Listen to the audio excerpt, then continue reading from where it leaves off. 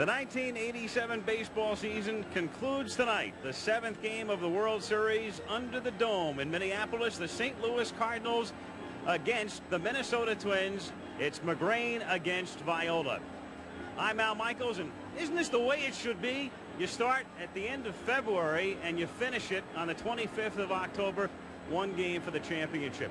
This is the 84th World Series. This is the 31st time it has gone to a 7th game. And for what it's worth, 17 of the prior 30 have been won by the visiting teams. No World Series has ever gone the route with the home team winning every game, and certainly the Twins hope to accomplish that tonight. Tim McCarver, you're a man who played in 3 7th games with the Cardinals in '64 and '67 and '68, and certainly the St. Louis Cardinals are no strangers to 7th games. Well, I should say not. As a matter of fact, the last 7 World Series in which the Cardinals have participated dated back to 1946. All 7 series have gone to 7 games. The odds on that, 3,400 to 1.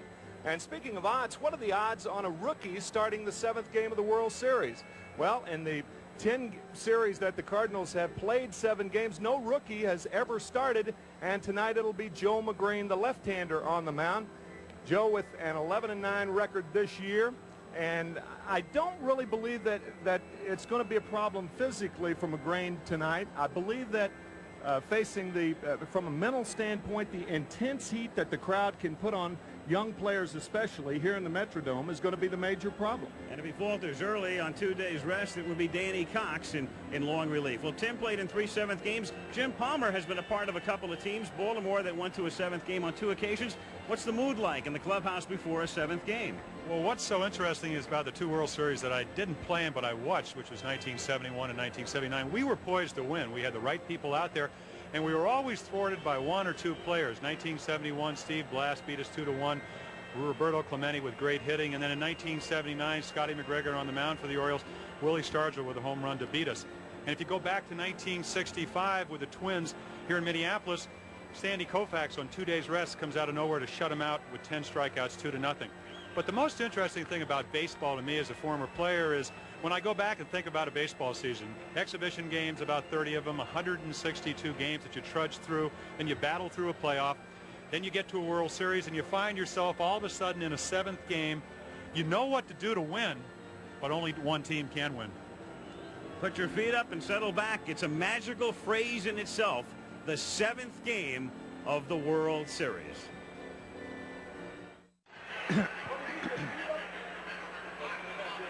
Line. With us tonight are 3 individuals who each in their own way have contributed greatly to the success of Minnesota baseball. Baseball first honors the former president of the Twins, who continues to serve as the club's executive committee, Mr. Howard Fox. Mr. Fox will present baseballs to each of tonight's 2 honored guests. We now honor the man who brought baseball to the Twin Cities in 1961, the former owner of the Twins, Mr. Calvin Griffith.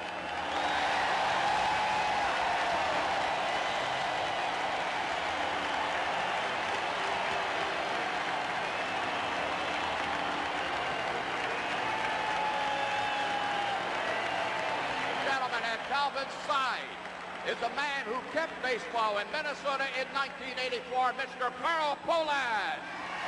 Gentlemen, the stage is set for Game 7 of the World Series. Fire when ready.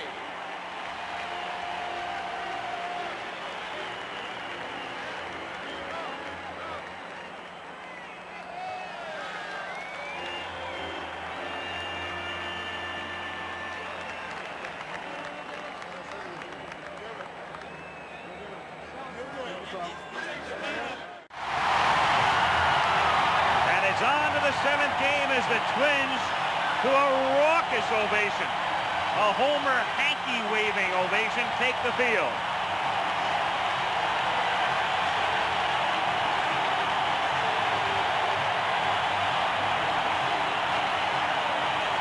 Cardinal lineup, Vince Coleman to lead off. Ozzie Smith batting second. Tommy Herr hits third. Then the rookie, Jim Lindemann, spelling Jack Clark at first base. Willie McGee batting in the 5 spot. Tony Pena is the designated hitter tonight. He bats 6th. Jose Oquendo is in right.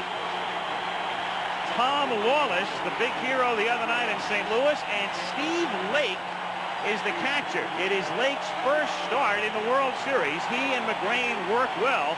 Pena DHs. Gladden, Puckett, and Brunansky in the Minnesota outfield with Gaetti, Gagne, Lombardozzi, and Herbeck, who hit the grand slam yesterday, comprising the infield. Tim Laudner back of the plate, and Frank Viola, who pitched game 1 and pitched game 4, now pitches again in the 7th game. The inside pitch on Frank from the Milwaukee Brewers, Paul Molitor. Frank Viola's development of a changeup over the past 2 years has taken him from being a good pitcher to a great pitcher. The one thing he has to be careful about there is he occasionally might tip his pitches, holding his fastball lower in the glove as opposed to his changeup or his breaking ball, which he holds higher up into the webbing. The Cardinals should have some success stealing third against him, but he does a very good job of holding runners on first base. So Frank Viola, who pitched so well in game 1 and not very well in game 4 when Tom Lawless homered, a 3-run homer, that was the big blow to knock him out, comes back with 3 days rest, Jim. Oh, it certainly was, and he was so overpowering, had a great changeup in the first game, and then in game 4, first to admit everything was up, couldn't get his changeup over, made a mistake to Lawless for the 3-run home run. But you are looking at one of the best pitchers in the American League, and of all of baseball, trailing only Dwight Gooden in wins along with Jack Morris. And we're talking about the winningest left-hander in baseball over the last 4 years. 17 wins this year, 16, 18, and 18. So the crowd already standing and picking up where they left off yesterday when the Twins wanted to send it to 7. And here we go with Vince Coleman to start things off. Coleman, Smith, and Herr. Vince Coleman, who hit .268 during the regular season right-handed and really having his problems from this side in postseason. Well, that's a good starting point if you want to try to beat the Cardinals, keep him off base.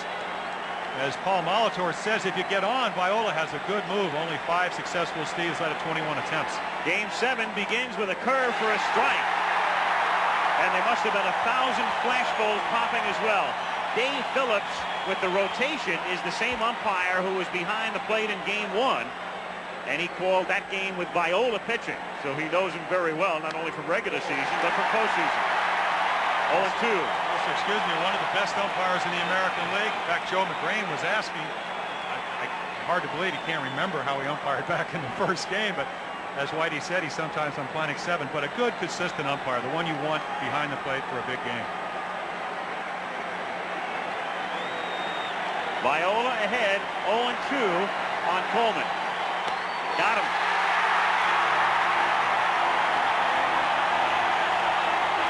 That's something we did not see in St. Louis. They said he was much quicker in the first game in Minneapolis than he was in St. Louis, and this is a 90-plus fastball. Coleman can't catch up. Cardinal hitters will tell you, I don't know if it's the background or whatever, but it's harder to see the ball here. They saw it much better in Busch Stadium. Now Ozzie Smith breaking ball low. The other night in game 1, Viola started the game by getting Coleman on a comebacker. In game 4, as he did here, he struck Coleman out.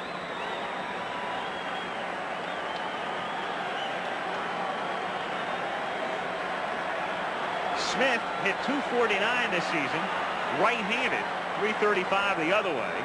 So another advantage for the Twins tonight is they are able to turn around Coleman, turn around Smith.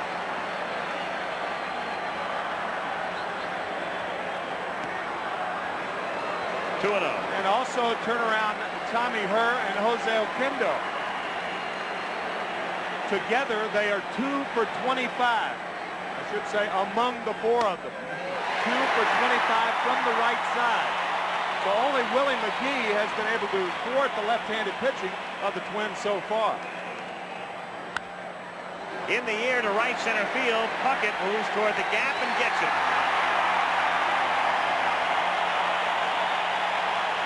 Quickly 2 down here in the first inning with the bases empty. And Tommy Herr coming up, and you have to stand that close, even if you're the home club, as Brunansky and Puckett have to go mouth to ear for communication. I think when you talk to all the Cardinals, that's what they say. It's communication. You have to can take your eye off a fly ball. You can't hear the guy next to you. If you're coming in from center field, you really can't hear an infielder calling off a ball. Tommy Herr hit a home run yesterday. The Cardinals in this World Series have hit 2 home runs. Herr yesterday, and of course Lawless the other night. But in the 6 games, St. Louis has been limited to 9 extra base hits. Twins have 18, including 7 homers.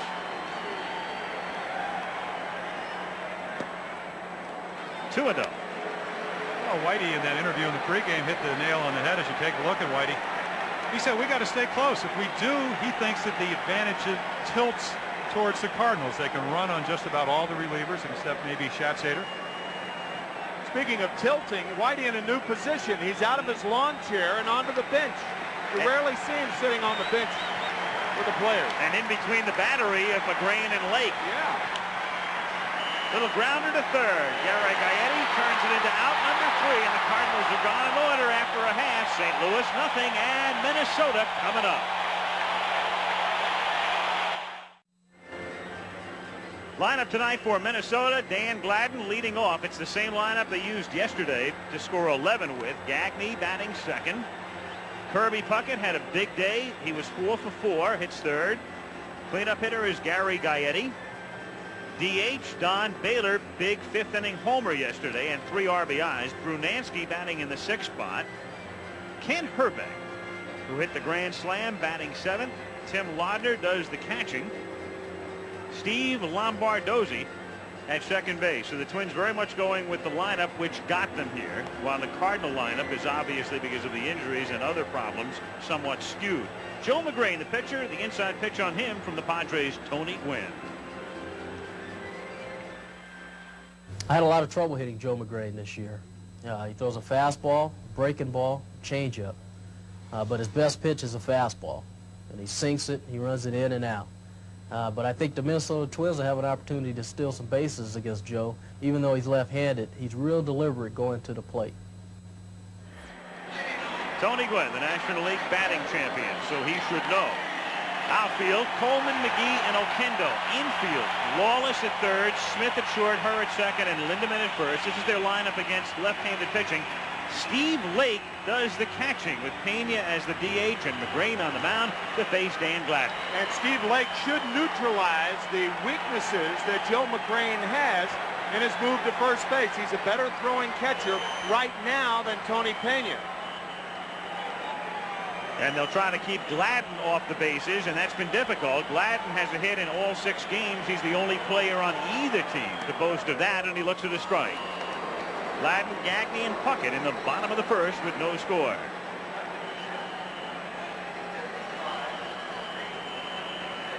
Joe McGain, very bright, very articulate, and loves his flaky image. Gets it over for a strike, and it's 0-2. And he can also pitch when he's healthy. Started out the season 5-0, and then had some elbow problems. Went 2-7, and then 1-2 to go 9-7. Big game, 1-0 game on September 29th. And you look at 1-0. You said he was really in control. He wasn't. He was all over the place. Seems already with 2 pitches, he got pretty good control. And just misses inside. 1-2. And that's that big breaking ball that Tony Gwynn talked about. He would like to be able to run the ball away from the right-handed hitters, run the ball away from Ken Hrbek, and get his breaking ball over. When he gets ahead, he'll come inside, but basically wants to throw that sinker away.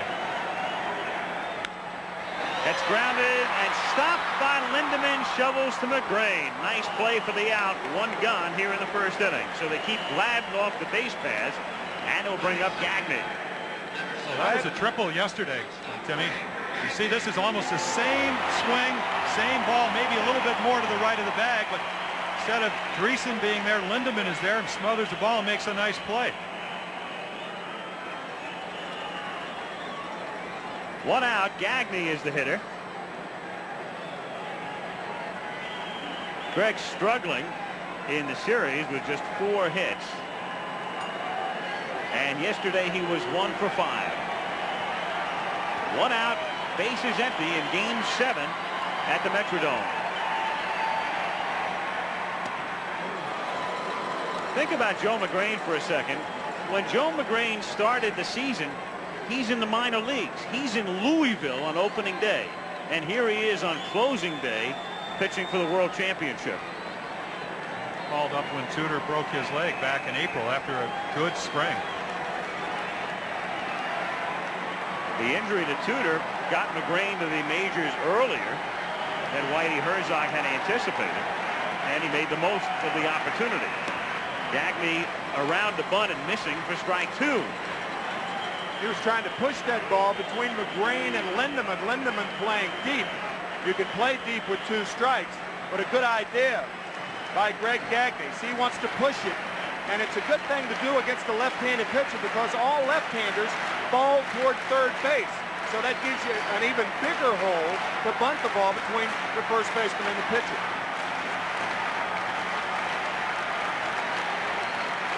Oh, and 2 the count.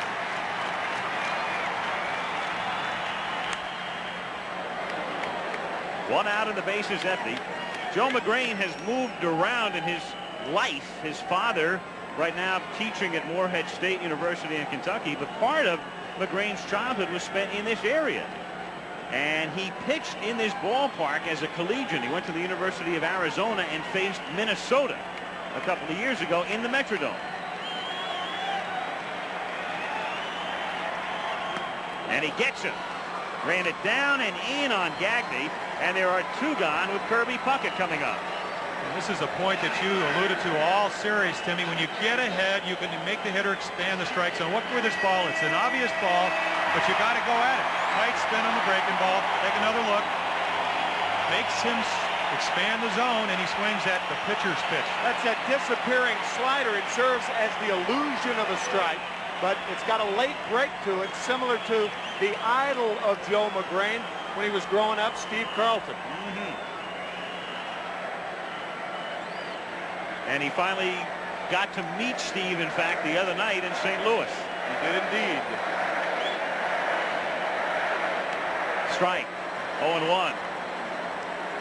And as glib as he is, he was almost speechless. He really was. We, of course, we're all there, and Joe came up to meet Steve, and it was just wonderful. I mean, seeing the expression on his face, like a little 9-year-old boy meeting Steve Carlton instead of a guy pitching the 7th game of the World Series. Well, it's funny because a lot of players block several things out, but McGrain is the kind of guy that he knows where he is, and he's relishing and trying to savor every moment. Obviously, he's thinking about taking care of the Twins, but he is the kind of guy, and we've gotten to know him a little bit over the past couple of weeks, who is fully aware of this particular point in time and what it means. And at this particular point in time, I think he crossed up Steve Lake, and I believe, I mean, they're concerned about maybe the Twins have their signs, and Whitey more or less alluded. 29 runs, it looks like they're hitting all kinds of pitches, so I imagine they're using different sequences, even with nobody on, just to kind of confuse the Twins in case they are getting pictures. And right there, he crossed him up. You don't want that to happen with somebody on, a runner on third or something like that. Yeah, you want to keep signs simple enough to get, but difficult enough to not have them being stolen. 2 out, bases empty, and 1-1 the count on Puckett. Hit slowly toward third. Lawless throws low, scoop late.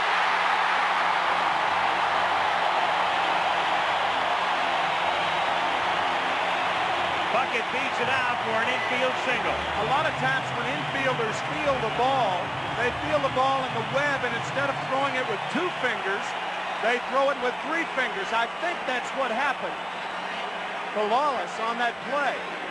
A very close play at first base, but that ring finger is for rings. It's not used for throwing. Well, we've seen Tom Lawless, saw him in game 1, does not have a strong arm. I really believe he has to play a little more shallower with a fast runner, even with 2 strikes. You do give up something on the sharply hit balls by playing more shallow on the rug, however.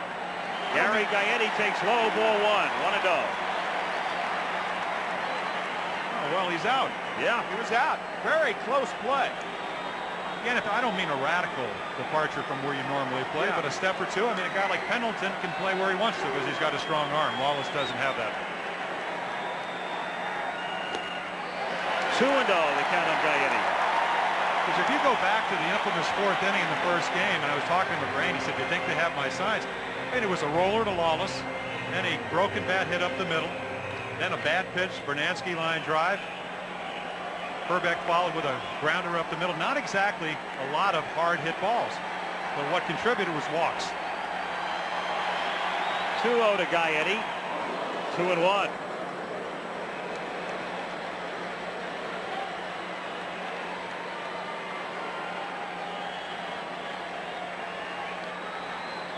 Rick Rennick coaching at third.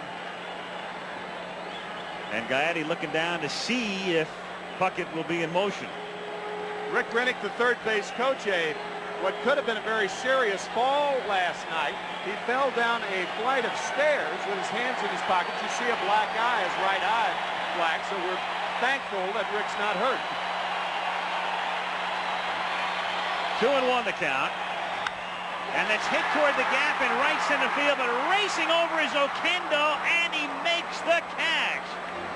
Great play by Jose. No score after one. Some outfielders, when they're going to their right, would elect to backhand this ball, but you see that little loop that Oquendo takes, and he makes a fine running catch. And as he came back to the dugout, and even finer considering, again, the roof and also the crowd with not only the white Homer hankies, but a lot of people wearing those white Minnesota Twins American League champion sweatshirts. Well, that's what Ozzie Smith said yesterday. He said, "We haven't beaten ourselves. In fact, the Twins played worse than the Cardinals. What happened is they just got blown out of the ballpark. So defense, so much of their game." Jim Lindemann starts the second inning by looping one into center field for a base hit. So Lindemann is 5 for 13 in the World Series, playing in a platoon role. The rookie leads off with a base hit in the second inning, and Willie McGee comes up. McGee with the most hits of anybody in the series, 9, hitting .391. Everybody well aware that the Cardinals not only have to beat the Twins, but they have to keep the crowd out of the ball game. The best way to do it is to get an early lead. They did that last night until the 5th inning.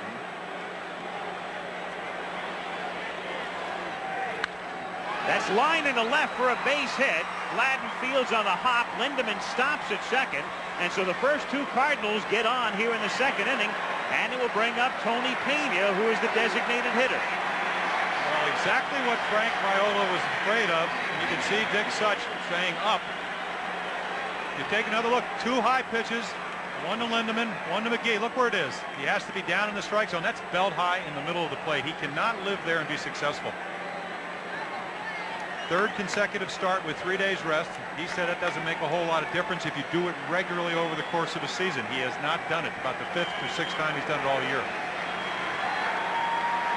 Tony Pena, who had 2 sacrifices during the regular season, with the Twins having to protect against the bunt, but he's up there to swing away and takes low and in.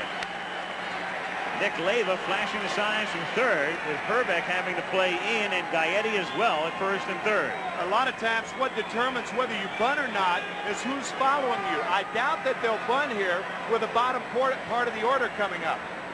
They've got Oquendo on deck, but then you go to Lawless and Lake.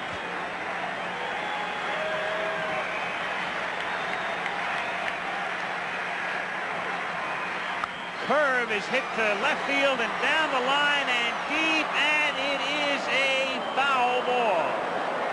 Foul ball, says Ken Kaiser with some emphasis as well.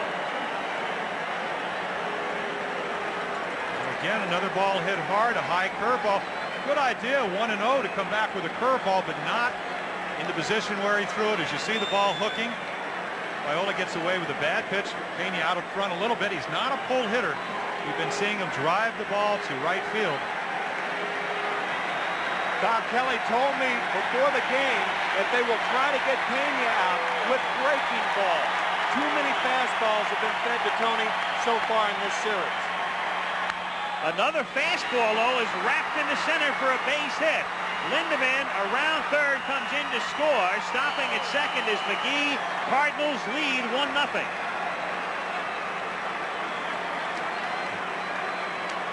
Tom Kelly really frustrated before the game, saying Tony Pena has been getting one fastball after the other. We've told all of our pitchers to throw breaking balls. Possibly the fact that he hit the breaking ball well resulted in this fastball. Exactly, and it was a good pitch in the sense that it was down, but if you know any scouting report on Pena, he likes the ball preferably away. So now Oquendo, and it's the 7th game of the World Series, which means the bullpen. They will not wait. Oquendo, the Twins still having to guard against the bunt, first and second. He's up there to swing away and fouls it off. And it's going to be Bert Blyleven who gets up. He is working on 2 days rest, but there he is. He's got all winter to rest.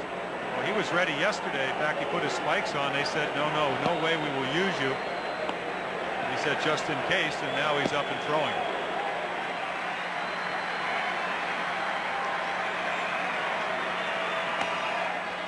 1-1 the count. To clarify that deal about Pena, you know, if the guy's a fastball hitter, that doesn't mean you can't throw him fastballs. What you try to do, however, is throw him fastballs where he can't hurt you. And with first and second, I would imagine that's what Tom was talking about, that if you're in a pinch, go right to the weakness of Pena. Game situations come at different parts of the game. Bardozzi ducking in to keep McGee close at second. Willie at second base, and Pena at first. Nobody out in the second inning. Cardinals have jumped on top, 1-0.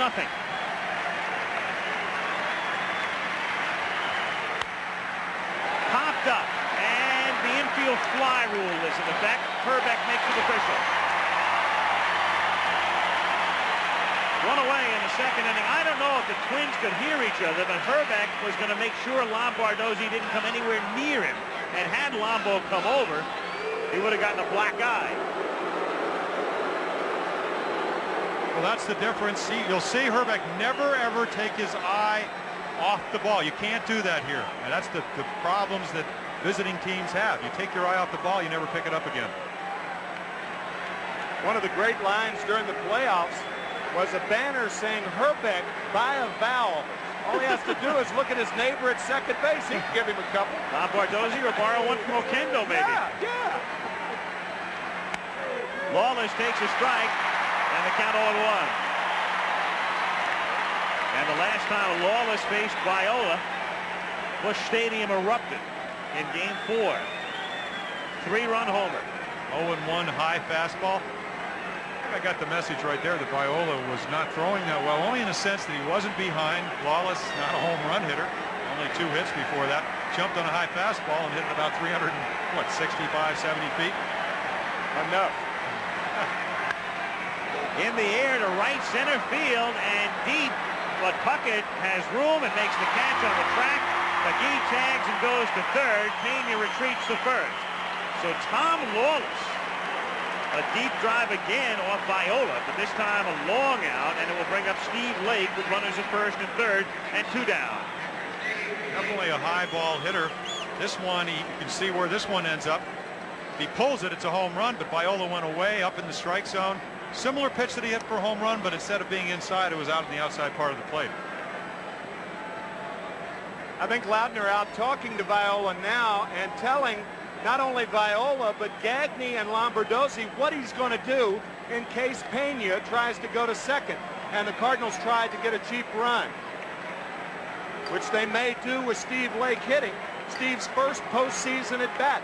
He came in earlier in the series to catch the 9th inning in Game 5, but didn't hit. And he hits it into left field for a base hit. So another sudden hero. 2-0 as McGee scores.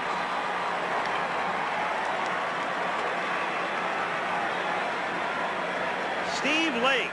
Great line. He comes into the training room. He's watching the football game, and he says, 1 minute I'm watching the football game. The next time I'm starting the 7th game of a World Series. First pitch, base hit. Down middle of the plate. As a matter of fact, Jim, Steve was telling both Al and me that he could be the hero tonight. He said, look at all the heroes so far. He said, I'm the only Scribini who hasn't starred. Right. 2 out, first and second. Coleman swings and misses. The one thing you got to love about a Steve Lake, he was telling me a story the other night. Talk about life imitating art, imitating life imitating art. He watches the beginning of a game of the World Series on television in the clubhouse, and then he says, wait a minute, I'm here. And he opens up the doors, and he says, there it is. I walk into the stadium, and I'm in uniform. He said, it wasn't official, though, until I heard the opening billboards. 1-1. Well, such a major part in their season. When Pena broke his thumb, he played early in the year. The reason McGrain is having him as his catcher tonight is because they've had such a great success. I think he's 5-1 with McGrain. Throws well, and he can hit. 2-1 the count on Coleman. So Blyleven still in the bullpen. Back of Viola. 2-0 St. Louis in the second inning. And there he is, Viola, a 6.04 ERA, pitching under these circumstances, and 281 when he gets his rest. To shallow center field, Lombardozzi and Gagne go out, and it's Gagne for the count. And the Cardinals parlay 4 singles into 2 runs and a 2-0 lead in the middle of the second inning. A little in-between psychology from Dick Such, the pitching coach, and that's what, of course, pitching coaches do. Help you with your mechanics, but sometimes soothe your soul. I'll tell you, I'd rather have a hitting instructor as a batter soothe my soul than help me with mechanics. I think that's what batting practice is for. I don't think that belongs in a game unless it's blatant. Don Baylor to start the bottom of the second inning. 2-0 St. Louis, taking a strike. Baylor, Brunansky, and Herbeck. Don Baylor with the Red Sox until August. Twins picked him up prior to the deadline. And his first homer as a Twin came yesterday. And what a homer. It tied the game. And eventually Minnesota went on to win 11-5. Joe McGrain.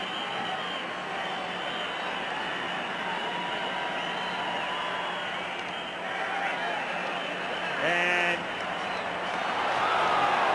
Baylor with a strike, and Dave Phillips hit by the baseball, so shaking it off.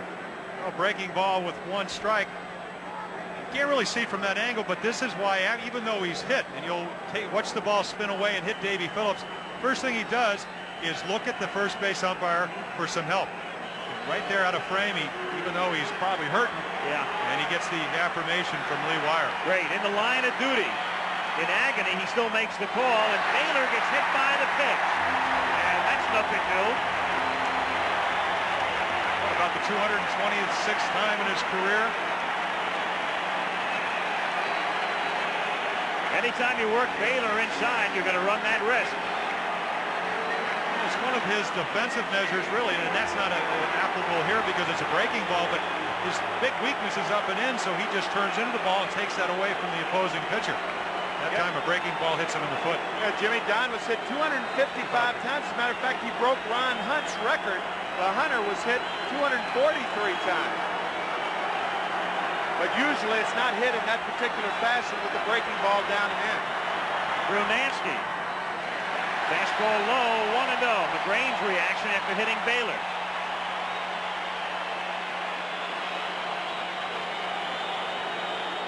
Especially when you get ahead of the count. Head of the count, head of the game, leadoff batter. A lot of reasons he's disappointed. 1-0 on Brunansky. Nobody out. Bottom of the second, 2-0 Cards. Toward the home base hit. Baylor stops at second.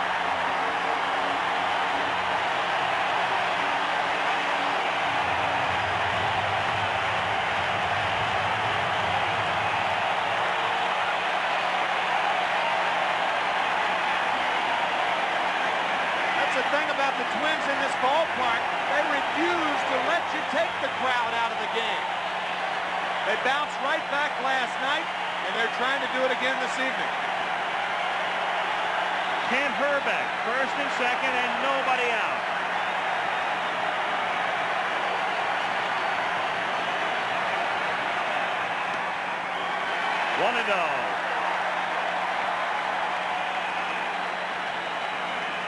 See, that's fine to start Hrbek off with a breaking ball, but I would think he is looking for a fastball, trying to drive it, and afford to look for his pitch here and see what McGrain does. 2-0.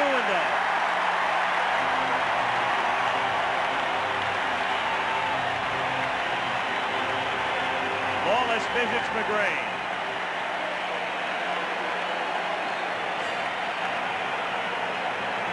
The thing about this crowd, it's almost as though they should go to spring training with the Twins. You got to be physical to watch a game here. Woo.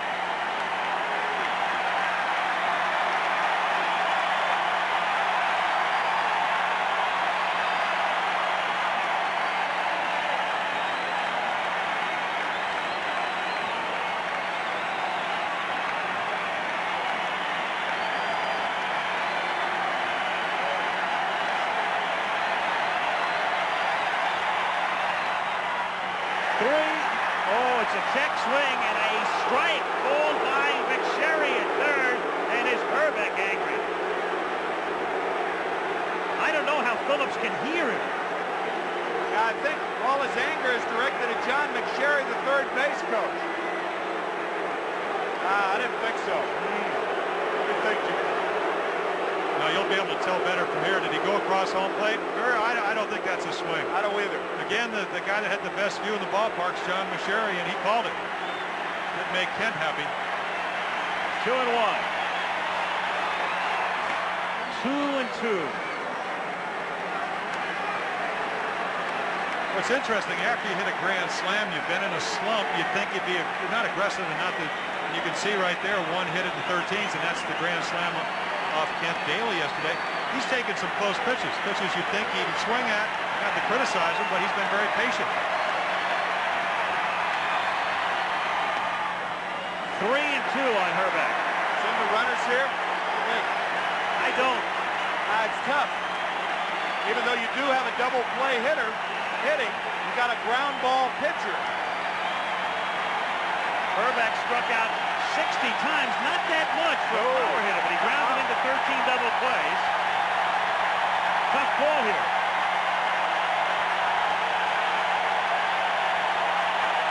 Runners don't go, and he strikes out swinging. And that's a case where maybe they go if it's a right-handed pitcher, but not against the lefty. And how big now is that check swing strike now that he's gone on strikes? Well, right in his power, low ball hitter, low pitch, and it sinks. That's the key. 3-2. McGrain has such a live arm. You think the ball is going to stay, and you can see right there the pleasure with John McSherry that Kent Hrbek displays. Well, the great thing about this game is that there's no way the umpire can hear you from that distance. You're never going to get thrown out. No. Laudner rips it foul into the fourth row. You could kind of see this coming. Watch Herbie, as he's affectionately known by his teammate, start his verbal barrage toward John McSherry.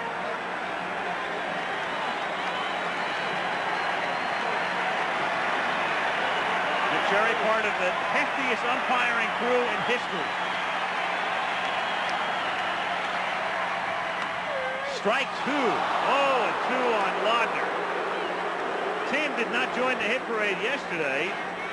Performed well early in the series, but as you see now down to 263, and he was 0 for 5 in Minnesota's 15-hit barrage yesterday afternoon.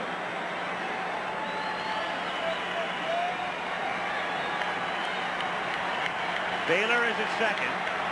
Brunansky at first. 1 out in the second inning. 2-0 Cards.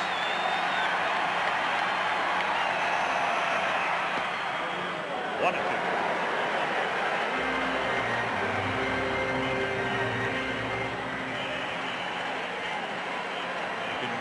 I think that Steve Lake was asking where that pitch was.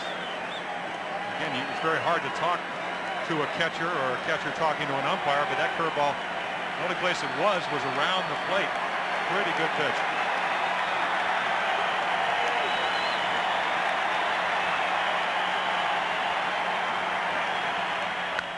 That's grounded to the hole for a base hit. Baylor is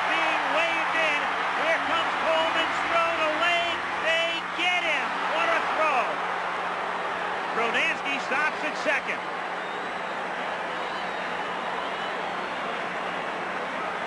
I'll tell you, if you're going to trade that out, Vince Coleman with 16 assists on the year, second to Glenn Wilson of the Phillies, who led the National League with 19. But we brought this up earlier. The reason he is so good at that, he charges the ball. But in my opinion, Bernansky and Lautner should move up on this play because of the ball being hit so sharply. I'll tell you, it looked like a high tag to me. The ball looks like he's safe. Looks like he's safe, but because the ball beat him, the little short hop and the tag. Yeah, he tagged him high. Yeah, he's safe. Oh, yeah. Some of the people are booing. They didn't put it up on the big screen, but there are enough private boxes here that have televisions, and they saw what you saw. So you get about 20% of the folks booing, and those with the portable televisions as well. Pitch up and away. If they put that up on the big screen, this place would have come apart. Take a look again. Looks like Baylor's right leg way across the plate before Steve tags him up the leg. Yeah. And now more people have access to television monitors, and that's the booing you're hearing. Lombardozzi with the count 1-0. Getting back to the other base runners, you saw Don Baylor thrown out trying to, Don doesn't run that well. If you're the runner at first base, you've got to look for the throw. If it's too high, that's what determines whether you go to third or not. A ball hit that sharply, the chances of a pretty good throwing outfielder like Coleman getting Baylor is pretty good. And he did nail him, but in the course of nailing him, you want to move your runners up 90 feet. Both Lautner and Bernansky.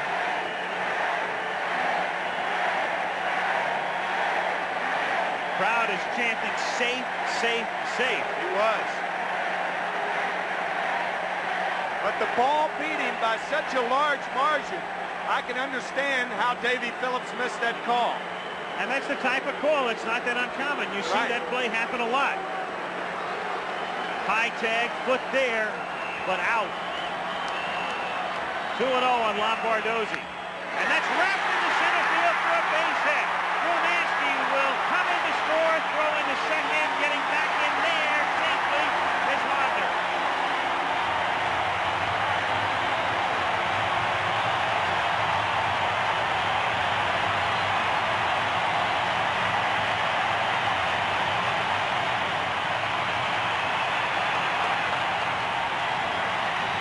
Danny Cox to the pen on 2 days rest. It's 2-1.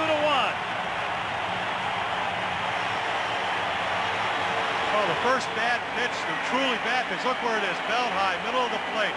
Lombardozzi, 3 hits yesterday, is on a hot streak. Today's no exception. McGee with a smart play, throws behind the runner, but he almost gets Lautner at second. Knew he did not have a chance. Good play by Willie McGee. Dan Gladden grounded out in the first inning. 3 hits and a hit batsman here in the second. Change missing, 1-0.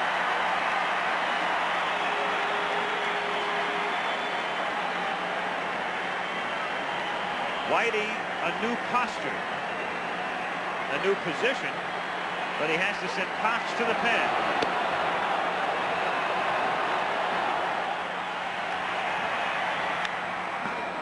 One and one on Gladden.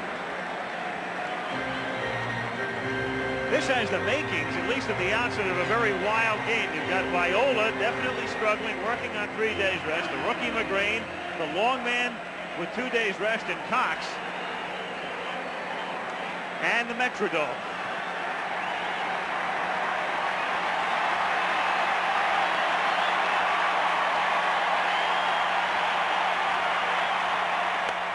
Good fastball. It appears that Steve Lake is giving positioning to Joe McGrain, and it's the first spot he touches. If it's his left leg, first, it's inside. The right leg, it's outside. And when you give position, usually it's a fastball. Let's see if it's inside again. 2-2. Breaking ball. So What you said is Steve Carlton, who you caught for years, was a fastball, basically away slider in. So you can throw and show position on a breaking ball if you throw a hard slider, and that's what McGrane's throwing. He certainly doesn't want it out over the plate if he throws him a breaking ball. Inside again. Popped up. Tommy Herr is there. And he stays with it. Twins get a run. 2-1 Cards after 2. Back after this from your local station.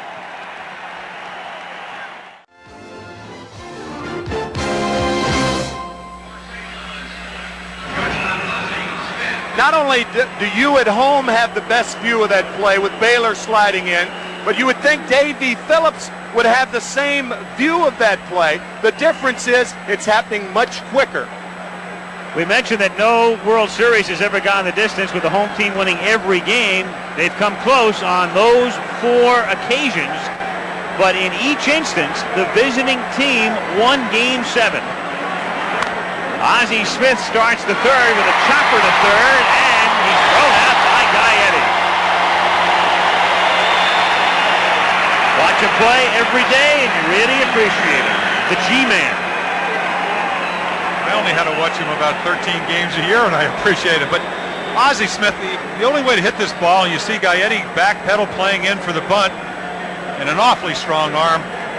See how shallow he's playing, sets himself. He's got a gun for an arm. They call it a rifle, and he throws him out easily. That ball's over his head. He's got to be looking fastball. He jumped on it, wasn't able to get a base hit. Tommy Herr with 1 out. Tries to bunt his way on, but foul. 0-1 on Herr. Tommy grounded out in the first inning.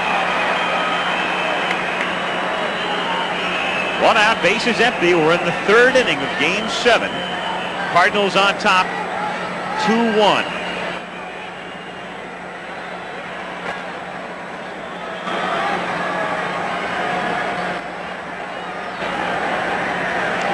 The 26 pitches through 2 innings. That's really not an inordinately high number, but the results have not been good because, speaking of high, he's been up in the strike zone. 0-1 to Herr. It fouled on the count, 0-2. Linderman on deck. Tommy Herr has a most unusual batting style. It's almost like both feet are doing a pitter-pattering motion before he swings. Most hitters dig in with their back feet. Not true with Herr. But you'd also call him a front foot hitter, which is why he doesn't have a lot of power. Most home run hitters really do pivot off that back foot, throw their hips in. He slides forward.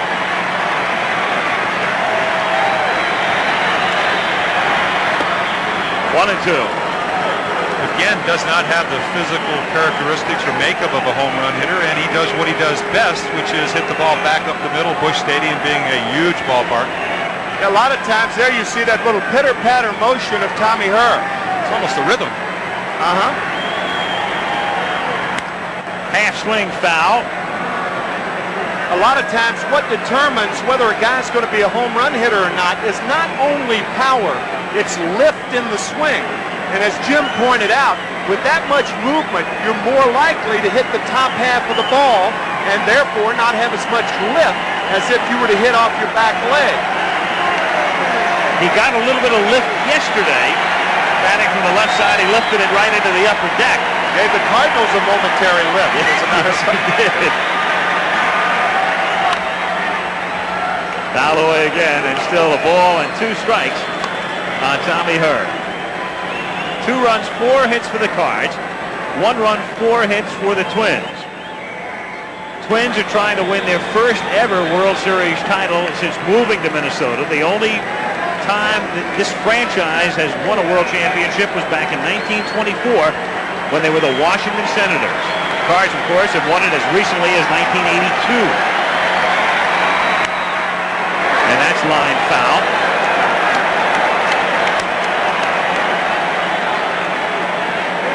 Twins in the World Series for the 2nd time ever, the other time 1965 when they went 7 with the Dodgers. The 7th game was played at Old Metropolitan Stadium in Bloomington. The difference was that day Minnesota faced a fellow by the name of Koufax. 2 days rest, 10 strikeouts, 2-0 victory. Good change curve, got it. We're way out in front. That's what you can do when you get ahead. You can take a little something off, The ball ends up being almost a perfect pitch, maybe a little bit low. Look where Laudner catches it. Way out. You watch him reach out on his front foot. That's what you want. You swing at the motion. Try to pick it up as quickly as you can, but that's the definition of a good curveball. He just has that tight spin. You don't really recognize it. Jim Lindemann has a fastball blown by him. 0-1.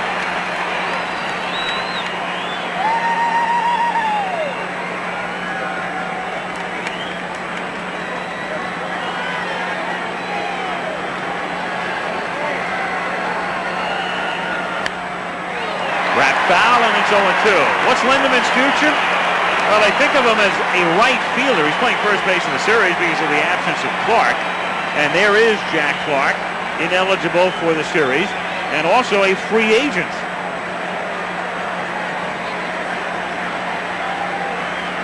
So if Clark comes back, then Lindemann does figure to go to right. And if he doesn't for some reason, then it's another story. 1-2 the count.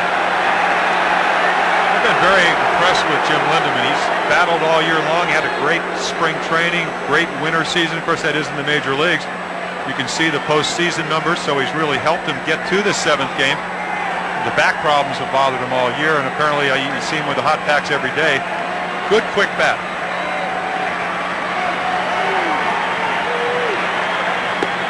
Got him on a fastball. 3 up, 3 down after 2.5. It's St. Louis 2, Minnesota 1. So it's delayed today. We're going to the bottom of the 3rd inning. Game 7 of the World Series. Al Michaels with Jim Palmer and Tim McCarver at the Metrodome. 2-1 Cards. Gagne, Puckett, and Gaetti. Gagne struck out in the first. 1-0.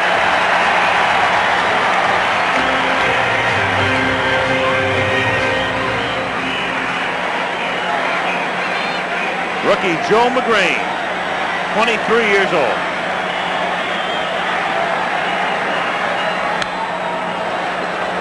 One and one.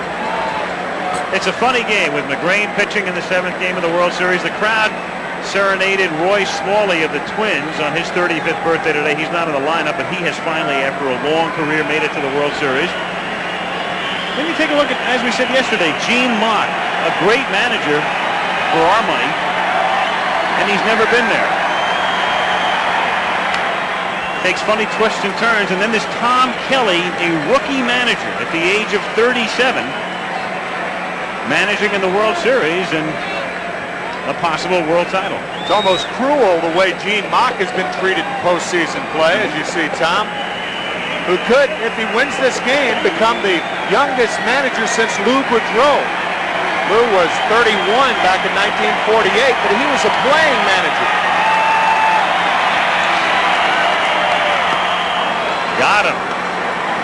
Kept it in and down on him, and he's out of there. Well, same formula as Frank Violi. Gets ahead, and then Gagne chases a ball. Started out as a strike, but good sailing cut fastball in on the hands, and when it ended up, it was about 6 inches inside. Kirby Puckett had 4 hits yesterday and a single, an infield hit here tonight. So that's 1 shy of the series record. Goose Goslin did it in 24, and he was an old Twin in a way as a member of the Washington Senators.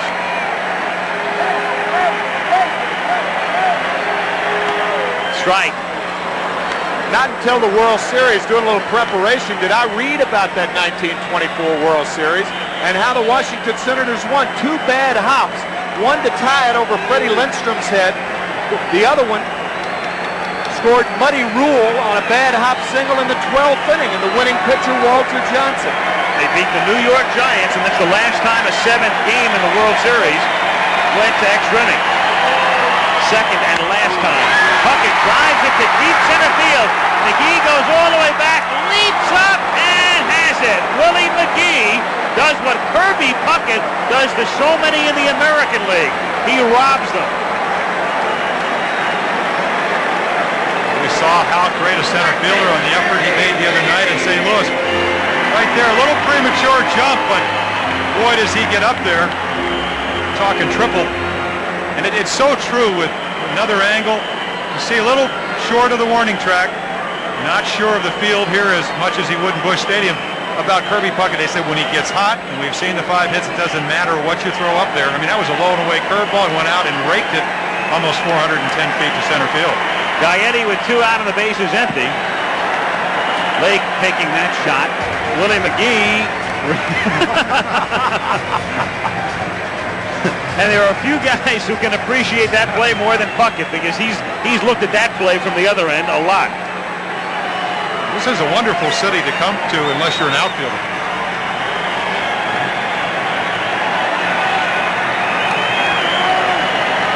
1-0 pitch in the dirt again, and it's 2-0. On the other hand, Jim, you can understand how Puckett can make plays like that because of the give of that hefty bag material. You can't do that into the hard rubber of most outfield fences, and I'm sure that's run through Kirby's mind. Just don't find the beam. Yeah, right. The beams that are between are on either side of the 4-8 sign, and there's that beam. That is hard. It's padded, but it's much harder That's than right. the stuff. Right. That fence only being 7 feet high, so if you, even though you're small of stature like Puckett and you can jump 4 or 5 times, he's gone over that fence. 2 out, bases empty. 2-0 on Gaetti. Lawless to Lindemann and off his glove.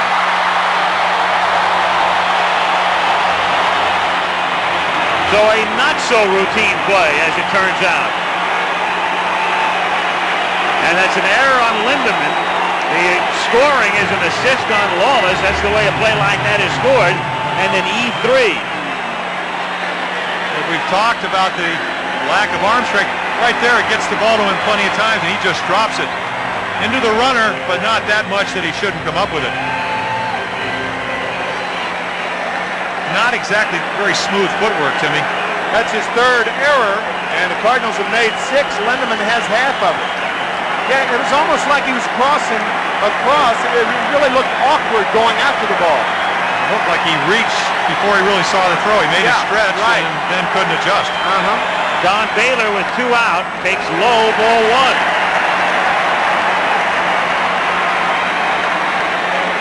It makes you appreciate a Herbeck or a Hernandez or a Murray or a Mattingly. Guys that have such smooth feet, you never notice really what they're doing around the bag. Grounded to Lindemann, and he was almost ready to atone, but it's a foul ball. You know, that's not Lee Wire's call. The ball wasn't to first base. Lee Wire made the call. And I'm wondering if he was looking in at Davey Phillips, because until it gets to the bag, the call belongs to Dave Phillips. Right. So possibly Lee made the call after Phillips went up with both arms. Watch Davey Phillips right here. Home plate umpire. He doesn't have the angle. Ooh. I'll tell you, that's close. But it did look foul. Close, yeah. Close. 1-1. Grounded foul. 1-2. Dave Phillips didn't jump out right away, and I think Lee Wire had to make the call. Now, Drew Lindemann landed in foul territory. I'm sure we'll see it one more time or so. But before the ball reaches the first base bag, it's the home plate umpire's call. And Dave did not appear to jump out and look down the line in time to really be in a position to make that call. So Wire really necessarily had to make the call. Runner goes, pitch is low and inside, and the throw, no chance. Giant jump, and Lake didn't have a prayer to throw Gaetti out. Another look now at the fair or foul. And this is not an easy call, but see for yourself. See, when he gloves that ball, I think he was in fair territory. I think he may have been right on the line. Obviously, his momentum took him into foul territory. Now that we've looked 3 times, I agree with you. Maybe, you know. 2-2 to Baylor, got him swinging. So the error does no damage, and we'll move to the fourth in Game 7. Still 2-1 St. Louis.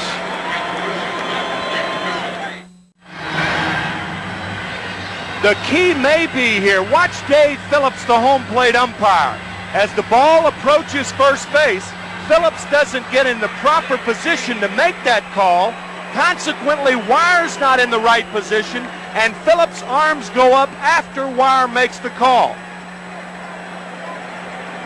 And the way it turns out, at least, it winds up inconsequential because Baylor strikes out. So it, as it turns out, has no effect. And in the fourth inning, McGee starts things off for the Cardinals. Yes and no. He only had to throw 3 or 4 more pitches, and it makes it a little more difficult. 2 more to strike him out. So it's make you work a little bit harder. I mean, not a major happening. 1-0 pitch, and it's 1-1. Certainly not like a home run on the next pitch. A lot of tough calls tonight. And we get to see him 2 or 3 times. Yeah, that's right. 2 of them have involved Don Baylor. The out call at home, and then the slicing ground ball down first. 1-2 on Willie McGee, Pena, and Oquendo. Fourth inning at the Metrodome in Game 7. 1 game for the title, and the Cardinals lead 2-1.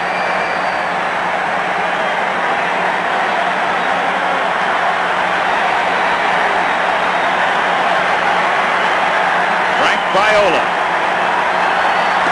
gets McGee. That is McGee. If you've watched him in postseason, he's a real good hitter, has been. He's won a batting title, but he will strike out during the course of the season 50 times on pitches way out of the strike zone. Well, 9th time in this World Series. You can see he's disappointed again, just as Lindemann. He expanded the strike zone, and the key to really the way as you look at a disappointed Willie McGee is that Viola is getting ahead again, and they're chasing bad pitches. Hasn't really established his changeup tonight, something that he used in the first game. He has struck out 4, and he has struck out the last 3, and he's retired 5 in a row. Pena fouls it away, and it's 0-1. That's that pitch you were talking about where Tom Kelly wants it in on his fist. The fastball, instead of away, which has resulted in a base hit, come in on him, Tim. And also you're in a position now to feed to a hitter's strength. There's nobody on base. Sometimes you get hurt doing that, but with nobody on, that's when you want to throw the fastball hitter the fastballs.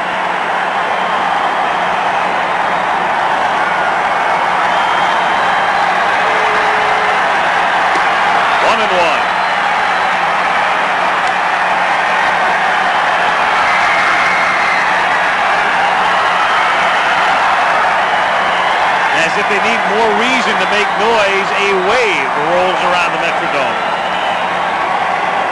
Indoor wave. Surfs up. They ought to have a no-wake rule in Major League Baseball. 1-2 on the ever-smiling Pena. I think waves are becoming to crowds what leisure suits are to clothing. Passe? Absolutely. Way passe. Ancient history, yes. You mean you haven't seen Palmer's Closet recently?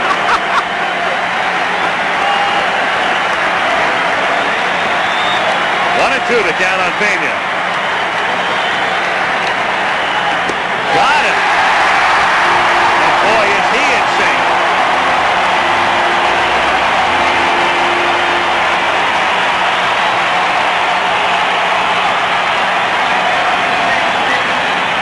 I don't think Whitey likes what he sees. Why throw a strike when they'll swing at balls? What's this? I mean, he's throwing about 93 miles per hour, but why throw it in the zone? And this is one of the few pitchers that can pitch within the strike zone, but if they're not going to make you, why do it? Oquendo grounds it to Gaetti, who corrals it and throws it out. 7 straight set down by Viola. 3.5, 2-1 Cardinals.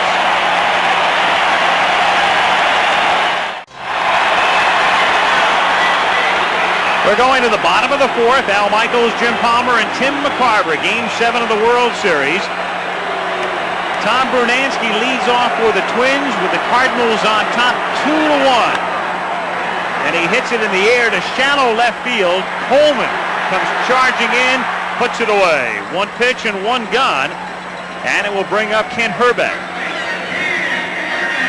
All of the scoring in the second inning. The Cardinals with 4 singles for their 2 runs, and then the Twins a hit batsman and then 3 singles to net 1 run, and they also had what would have been the tying run thrown out at the plate when Don Baylor was cut down.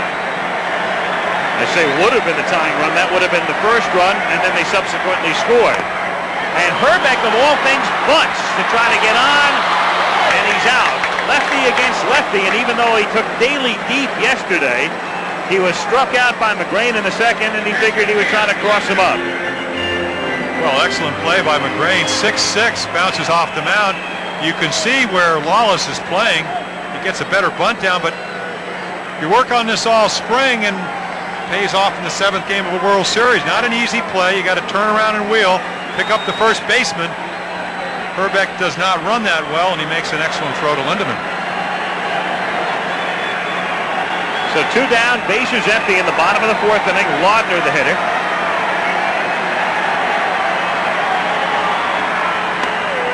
McGrain has almost gotten Herzog where he wants to be, because he was deathly afraid of McGrain getting bombed early, and then he would have had to go to Cox or Tunnel, and he didn't want to do that early on. Now he's almost to the point where he can count on Cox for an inning or 2, and then you got Daly and Worrell. But an early knockout might have been disaster for the Cardinals. Well, he said his biggest problem all year has been middle relief, and I think it maybe bothers as you look at Danny Cox. Only 2 days rest. You really don't know how he's going to feel, but the desire is there, so you might see him later. 2-1. Whitey telling us before the game that everybody on the roster is available but Greg Matthews, the left-hander, and John Tudor, the left-hander. And Tom Pagnozzi has a touch of the flu, but he's available. And the Twins are all healthy. 3-1. Starting Game 7 as rookies, you go back to Stottlemyre, the last to do it in '64 for the Yanks. Joe Black, who spent most of his career as a relief pitcher with the Dodgers, started a 7th game in '52.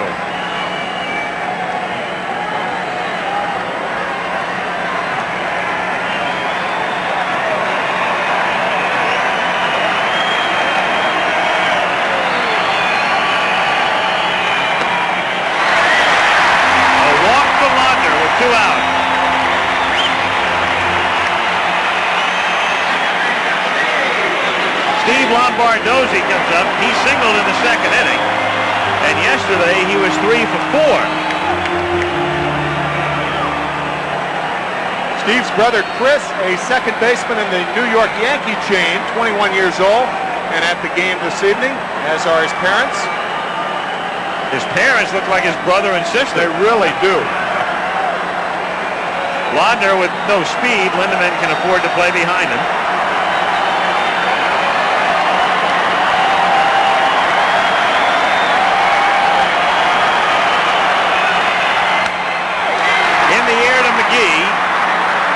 Willie puts it away to end the 4th inning. At the end of 4, still 2-1 Cardinals. Back after this word from your local station.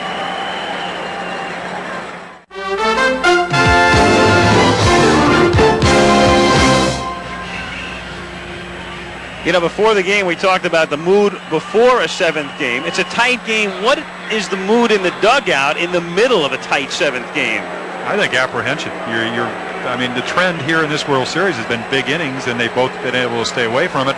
Looks like this is going to be the first game that may be decided by 1 run, something we haven't seen. I think the most relaxed guys in the ballpark are the guys on the field.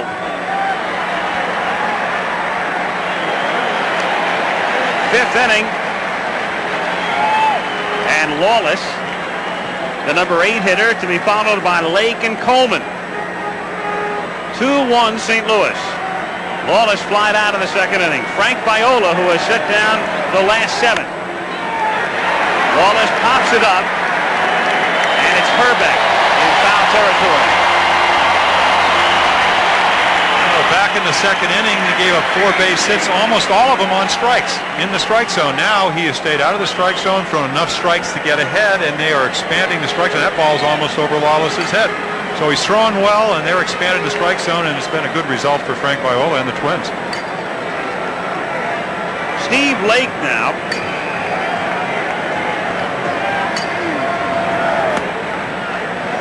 Lake did a nice job along with Pagnazzi earlier in the season. They picked up Tony Pena to solve their catching problems, and then Pena got hurt in April. And it was Lake and Pagnazzi who did a lot of good early work to get the Cardinals off and flying. 1-1. A lot of hitters do that, and they do it and check for hairline fractures. Usually you do that on the handle, because you can actually hit when a bat is splintered a little bit, but not a lot. That's the end of that bat. Speaking of splinters. Yeah. On a grounder to second. A broken bat. Ground ball to Lombardozzi. 2 down. Viola has shut down 9 in a row after a tough second inning. And up comes Coleman with 2 down. Well, he can pitch so much like the entire pitching staff was able to pitch all year. With the minute they get Jeff Reardon, 31 saves, and Baron Gare, you know as a starter, you go out there, pitch your 6-7 strong innings. If your team can hit like the Twins can, you're going to have a good chance of winning a ball game, something they couldn't do last year. 1-0 on Coleman. 2 out, bases empty in the top of the 5th. And Whitey, I don't know if Whitey is superstitious or not, but he eschews the patio furniture. Yeah, and 29 runs scored in 3 games. I'd move too. And we've never seen Whitey in an empty chair. Strike. 1-1. But think about Whitey through the years. We have seen him when we saw him in his beach furniture here earlier in the series, and he's always standing against that wall in St. Louis. Different seat tonight. 1-2. This is normally not a good play with 2 out, nobody on, but if Coleman gets on first base, the chances of him getting the second are great.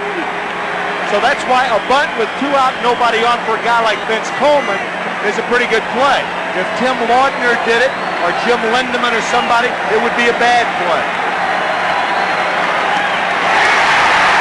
Frank Viola has set down 10 in a row at the end of 4 1/2. 2-1 win. The St. Louis Cardinals lead 2-1. Almost everybody says in both the American and National League you can't pitch high. This is 4 out of the last 7 Cardinal hitters. Jim Lindemann, Willie McGee.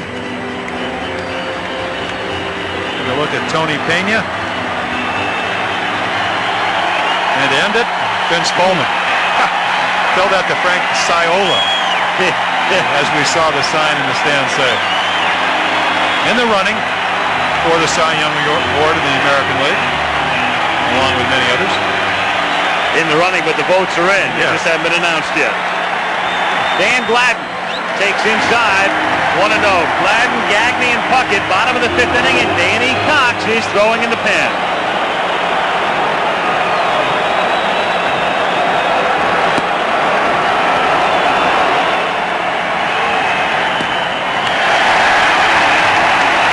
On the leadoff man.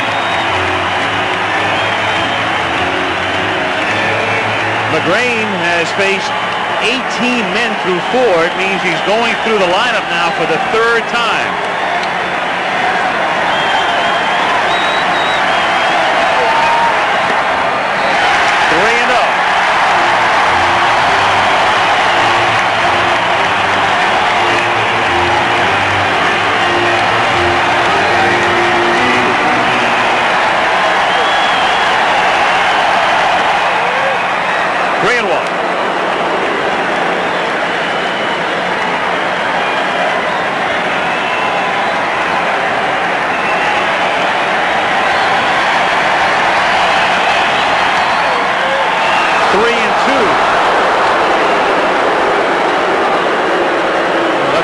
big advantage, even though Gladden has hit a grand slam home run, 3-1 with a 1-run lead, you have to challenge the hitter.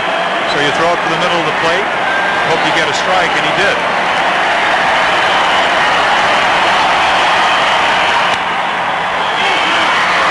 Smith, and that's as good as gold. 1 out. It is gold. The Midas touch, you say?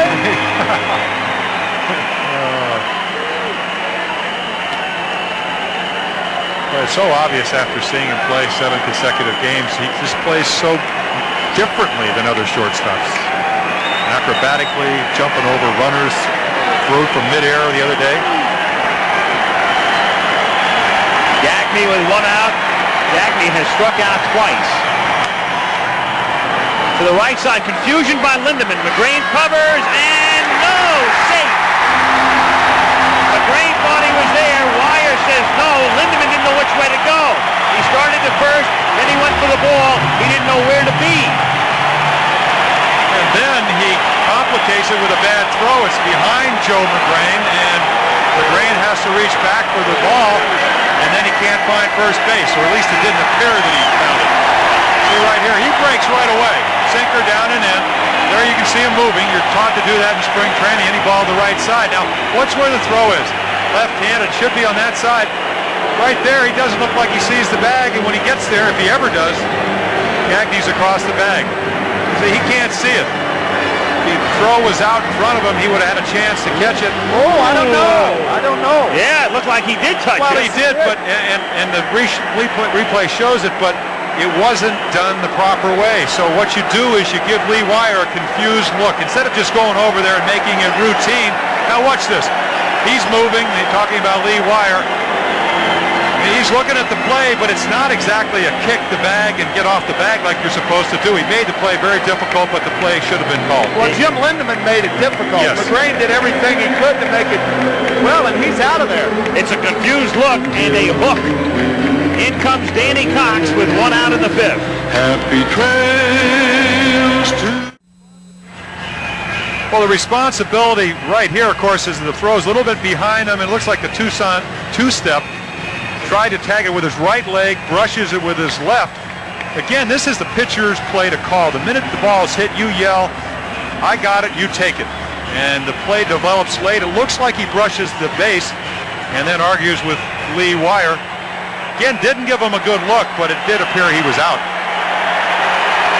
Danny Cox now comes in to pitch on 2 days rest. He has not pitched in relief in 3.5 years. In his major league career, he has pitched twice in relief, both times in '84. Here's Puckett. Gagne at first, 1 out.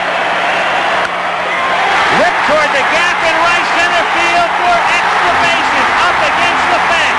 Gagne around third, on his way in. The game is tied on a double.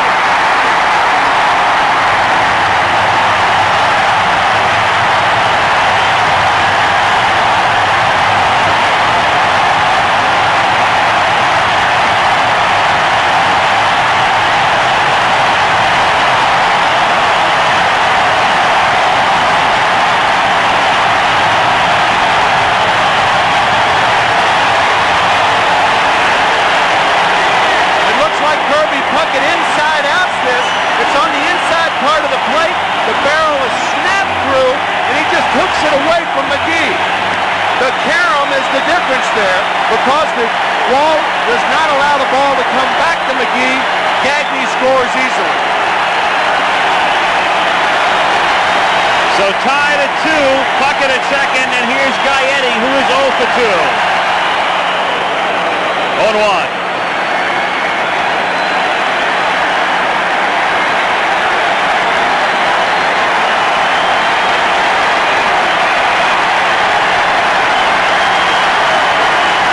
Second, 1 out.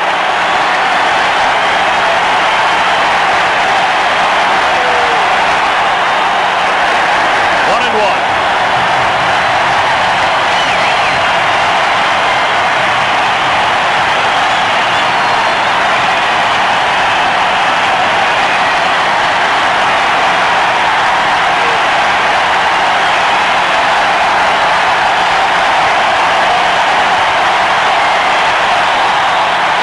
2-1. I'm really surprised that Whitey does not have somebody up, because if you're Danny Cox, you're going to tell him. You can see that was on a high slider. You can see the graphic. You're going to tell him you feel great, but this is the day you usually throw between starts, not in the 7th game of a World Series.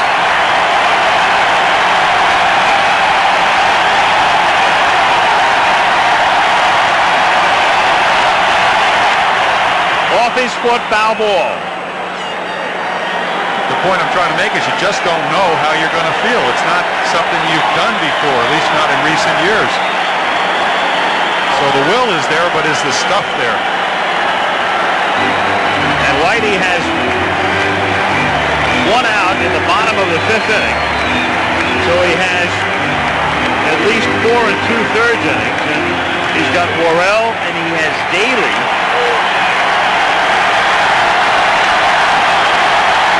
But later.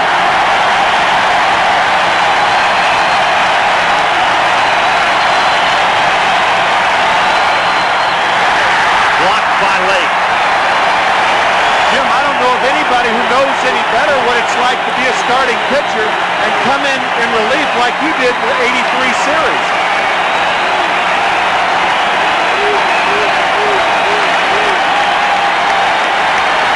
Mike Rourke going for the phone.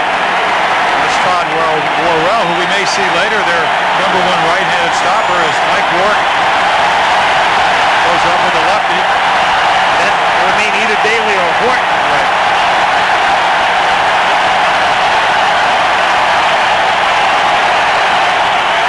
He walked him.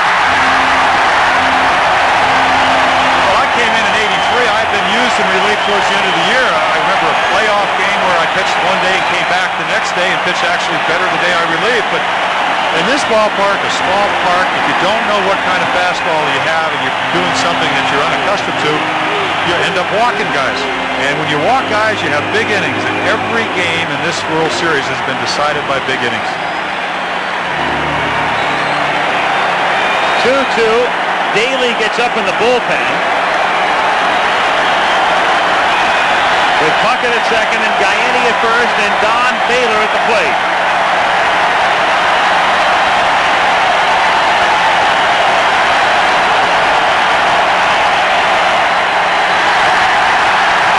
It gets away from Lake and he throws to third and they get him. Puckett delayed. Then he saw that the ball had gotten free, and by that time it hadn't gotten that far away from Lake. He's able to recover and throw him out. And that was the key. Steve Lake couldn't find the ball. Had Kirby gone initially, possibly he would have made it. But watch Lake. The backhand, now he can't find it. Puckett thinks it has dribbled away farther than it actually had. He's an easy out at third. Well, that's the toughest play for a runner when the ball is directly behind the catcher because he doesn't have any perspective. And if your third base coach is trying to tell you to hold up, forget it. You can't hear anything. That's right. Also, you look at Baylor, though. He's the guy that could help you. Right there, it goes behind him. So he's giving him the sign. Yeah, you could help me, but if you've got to rely on a coach in a situation like that, it's too late. You've got to rely on your own instincts.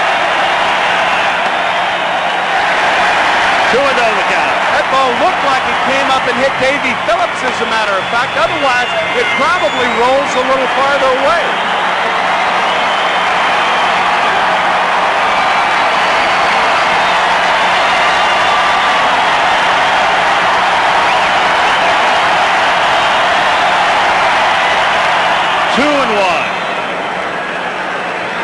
Gaiani at second.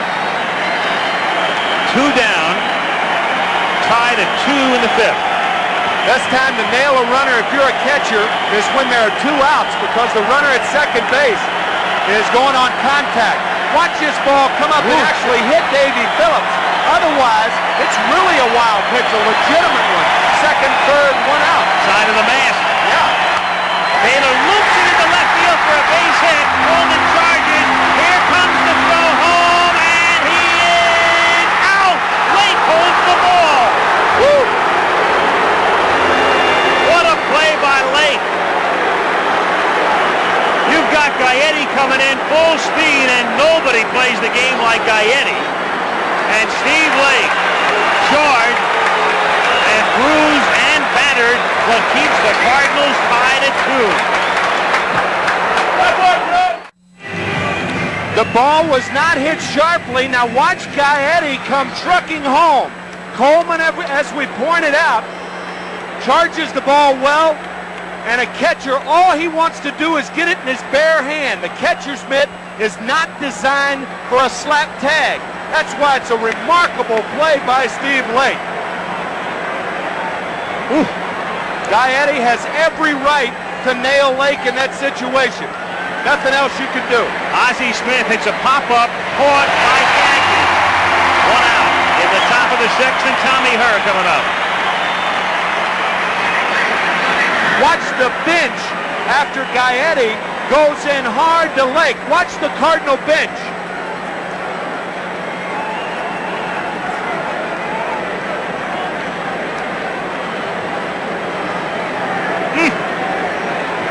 And Gene Gieselman leading the charge to make sure Lake was okay. The trainer, the first man out there. 1 gone. Tommy Herr takes inside, ball 1.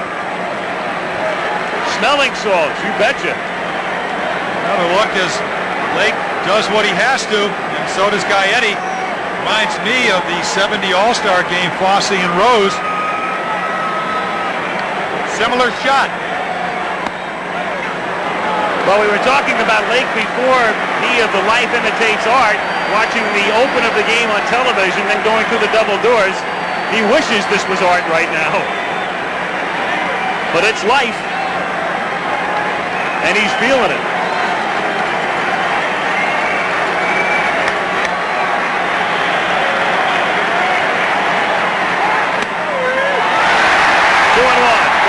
Problem that Lake has to worry about now is really not the left part of the body, unless it's a knee or a hinge. It's his throwing arm. And even though he was hit on the left side by Gaetti, he did fall on the throwing arm. So maybe we won't know until the next half inning whether he's all right or not when he comes back out there. And there's another problem, 2-2. If they had to take Lake out and catch Pena, Pena's a designated hitter, and under the rules, that would mean the Cardinals would lose their designated hitter for the rest of the game, and the pitcher would have to hit. And so Whitey's really got a problem if Lake can't make it back out. The other catcher, Pagnozzi, has the flu. That's grounded into center field for a base hit. So Tommy Herr with a 1-out single, and Lindemann is the batter. 2-2 tie in the 6th inning. Lake right next to Gieselman. And Danny Cox on the other side. That's what I'm saying about Cox. He throws one fastball and Puckett doubles. Baylor hits the slider to left field, so it doesn't look like he's real strong. Meanwhile, Viola had retired 11 in a row. Now Herr at first base. And Lindemann at the plate. Takes a strike. 0-1. I'll tell you, Vince Coleman deserves a lot of credit because he gave Lake a chance both times by getting the ball to him as quickly as possible. Vince with 16 assists on the year, and none of his assists in his major league career have been as important as the 2 tonight. 2 tonight that ties a record, a World Series record held by many, 2 in a game.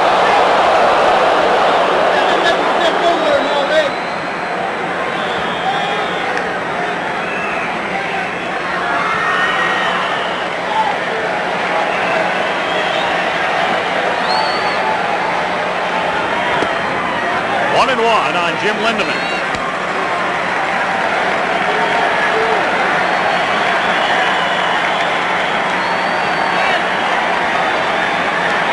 Kelly and Such is going to go to the phone. Meaning bullpen.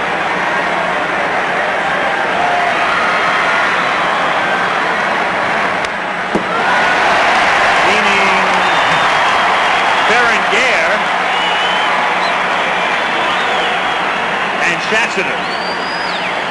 Schatziner to the lefty.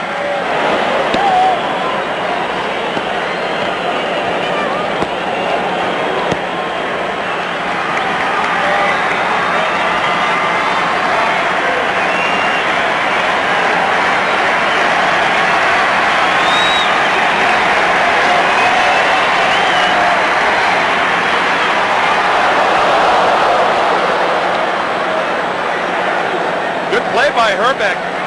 Very quick. You're so surprised at how quick Ken Hrbek at 260 pounds or 50 pounds is. That's a tough play. You got to go around the runner to make the play. A lot more difficult than it appears.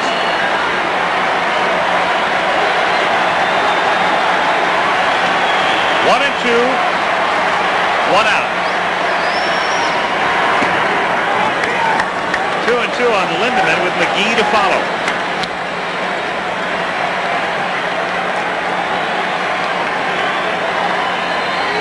Appears to me, Tim, that he's really trying to be careful with Lindeman. You throw a fastball out over the plate. He had a home run swing. He's had 3 hits off him in the last 2 games. So you can see Laudner trying to move in, but once again, as he has done to Tommy Herr, he's run the count to 2 and 2. Has to throw a strike or has to be around the plate.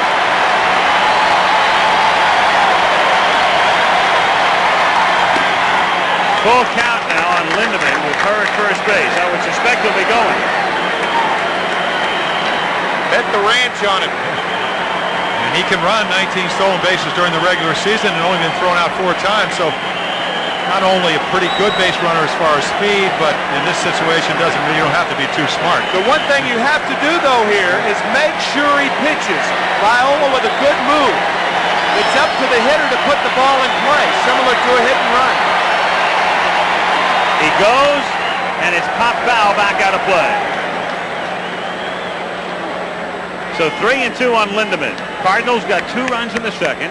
Twins with 1 in the second, including a man thrown out at the plate in that inning, and 1 in the 5th, and another man thrown out at the plate.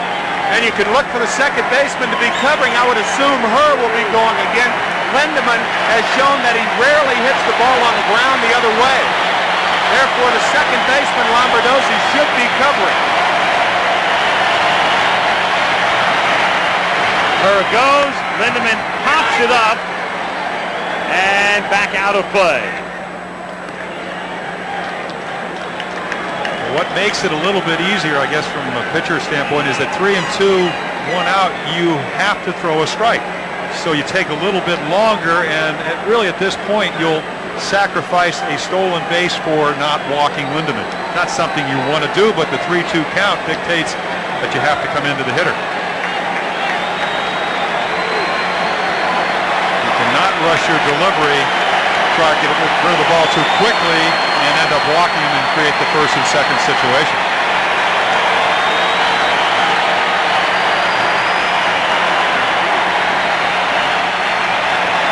And they have Herr picked off. Hrbek to Lombardozzi to Viola. Viola backed up on the play, and Hacker says, how can you possibly call him out?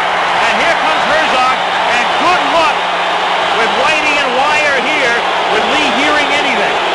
Well, I'll tell you, from the naked eye, there was no way that Herr was out. But on the other hand, there is no way Tommy Herr can get picked off. As we mentioned earlier, it's up to the hitter to put the ball in play. And Tommy gets nailed here. You've got to make sure the pitcher goes home. What we said a couple of pitches ago. But he is clearly safe. Hrbek almost, that's interference on top of it. He should be awarded second base. 2 times. Absolutely. A fielder cannot block the base pass without the ball. So you have interference, and he's safe. Outside of that, no problem. As safe as there are months in a year. 12 of them. After a controversy-free first 6 games, we've had enough for an entire series tonight. Fly ball off Lindeman's bat to Bernansky. End of a wild top of the 6th. Still 2-2.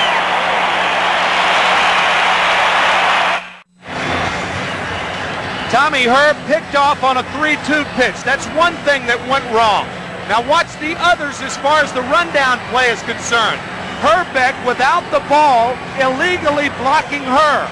Herr should be awarded second base, and the tag by the pitcher Viola is late, and Wire, to add insult to injury, calls him out. And on top of that, Viola may have balked on his throw over there. The hat trick. 2 of them. Well, Lombardozzi held it too long. Hrbek blocks Lee Wire. You won't see it right now. There's the interference. Viola doing his best. He's saying, why am I in? Right there you see the blockage. He can't see what happened. He's blocked out on top of it. Viola says, I don't want to be in this play. Neither did Lee, I think. Neither did Tommy. Oh. 1-0 the count on Brunansky. 2-0. And the thing about the crowd here is so loud. That's the type of play where if Herzog can be heard, he's out there a lot longer. I'm not too sure that Whitey was arguing about interference. I think he was arguing about the out call. If he's arguing about interference, he may have asked for help from Dave Phillips, the home plate umpire, who had a better view. 2-0 pitch is a strike. It's futile, though. It's ridiculous to attempt to have an argument with somebody here. You just can't hear a man standing next to you. Could go inside. Yeah, right. Step in here, sir. I'll tell you, if the instant replay comes in baseball, it'll come into this ballpark first. 3-1. Danny Cox still struggling. Remember, Cox has faced 3 men, gave up a double to Puckett, walked Gaetti, and gave up a single to Baylor, and only got out of the inning because Coleman threw Gaetti out. And he walks it. So he has yet to retire a man on his own. And Hrbek comes up. Well, what you said early in the pre-game show is so true. Cox is facing the guy that's got as many home runs as the entire Cardinal team, 32, and you don't know what you have. You know the guy can hit a home run. You're trying to make your pitch, and he's been unable to do it so far. He faced Brunansky with 32, and now he faces Hrbek, who had 34 during the regular year. Struck out, grounded out. 28 of them off right-handers. 20 in this ballpark. A couple more numbers. Rourke nodding, and the nod means as Whitey faces activity in the pen. And it might be Worrell who gets up.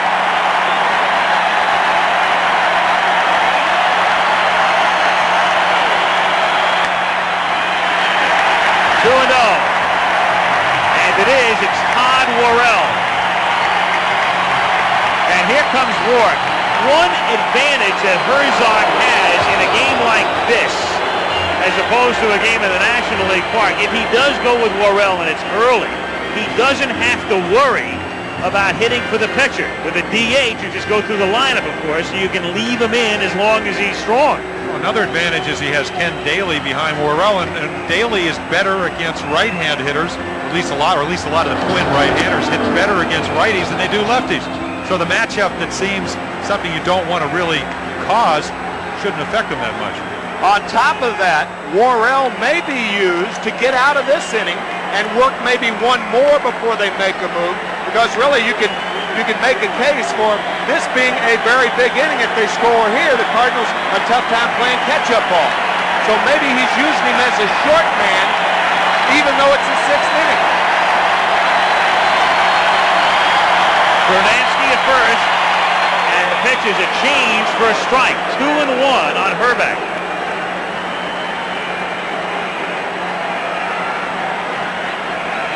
Two-two tie. Bottom of the 6th. Nobody out.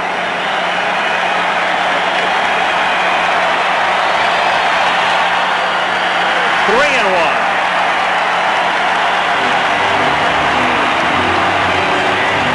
Well, that's back-to-back changeups, and the last time Cox threw 3 back-to-back changeups.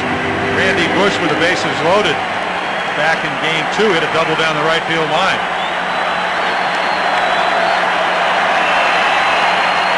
First and second.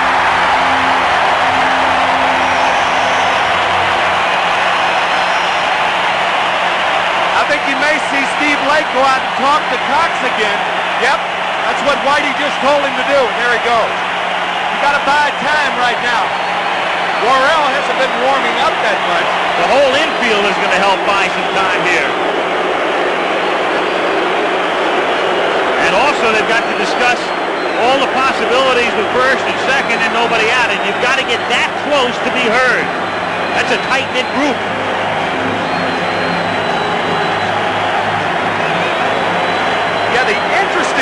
here is that Cox is a better fielder than Worrell. Whitey's going to make the move here. Worrell is not one of the better Cardinal fielders. Very tall. Cox a much better fielder. So Todd may be confronted with a bunting situation when he gets in there. But I think Whitey feels Cox just doesn't have it. He's walked three, he's given up a single and a double, and he can't go any longer. And Danny says, hey, man, I tried my best. And there's a few words for the umpire as well. Until we meet. Well, Danny Cox departing, and then departing from the scene as Davy Phillips, as he voices his displeasure. I didn't see any questionable pitches, not even close. I didn't either. But the same thing that allows Cox to maybe get thrown out is the reason I think Whitey Herzog went to him, as you see the toss by Davy Phillips. He's got great character, wants the ball in the big games, and even though he may not have been on, he wanted to pitch, and he wasn't able to do it very effectively. Just couldn't do it. Now Worrell, nobody out, with Brunansky at second and Herbeck at first, and the Cardinals have to protect against the bunt with Laudner at the plate.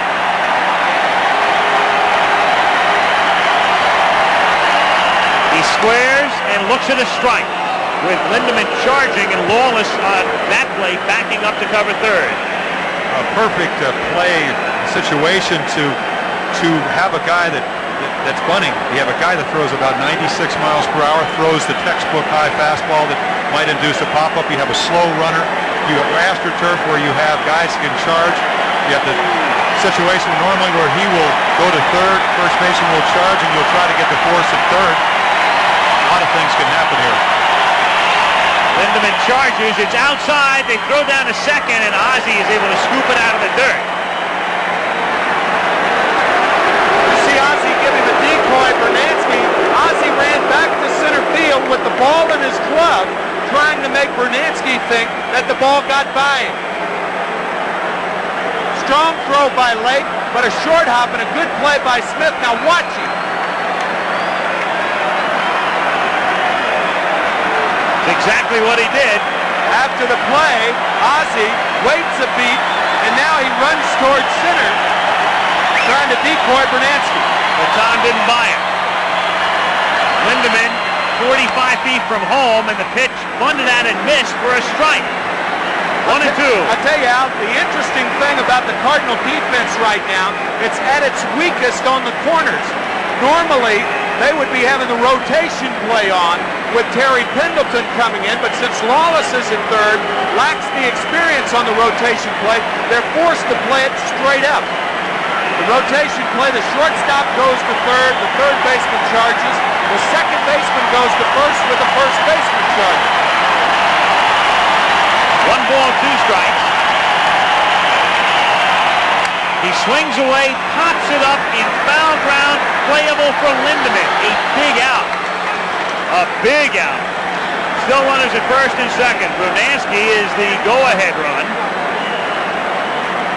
And Herbeck at first. And now Lombardozzi is being called back, and they will go to the bench. And it will be Roy Smalley on his 35th birthday. There's Gladden, who will be next. And Smalley now, the switch hitter, coming up.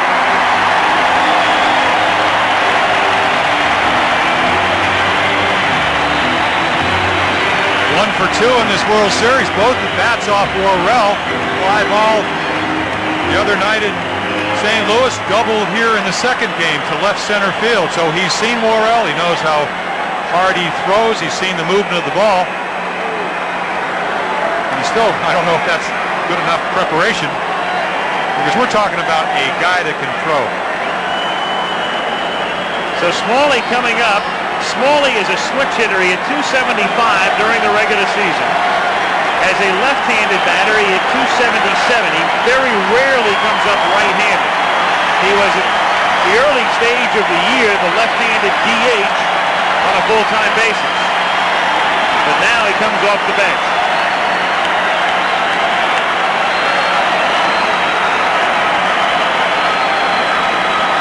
Matter of fact, I take it back. He did get the double here, but he's the one that hit the ball that Lindemann booted. Hit the ball very hard off Worrell that took a short hop and went by Lindemann into right field. Could have been a base hit, but they scored it as an error. So the ball sharply both times up.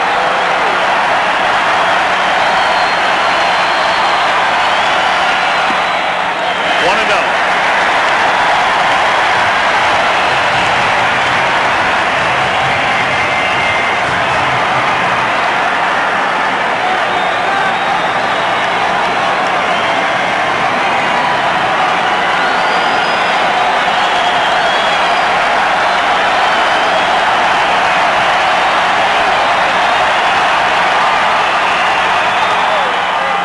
Strike.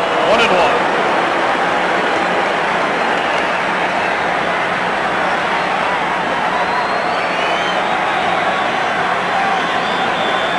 Last pitch.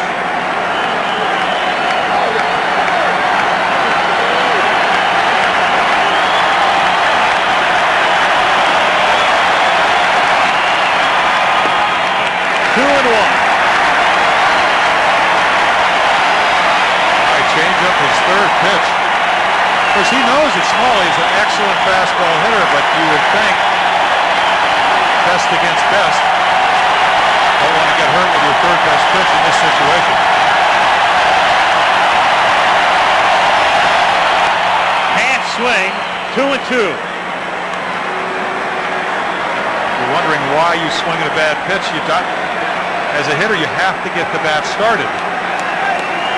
We saw early in the game all the high pitches that Viola was throwing. Get the bat started, you can't stop it once you see the ball zoom out of the strike zone.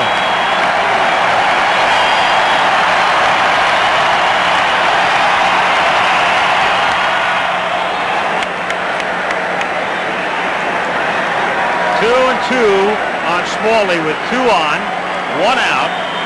Bottom of the 6th inning. A 2-2 tie.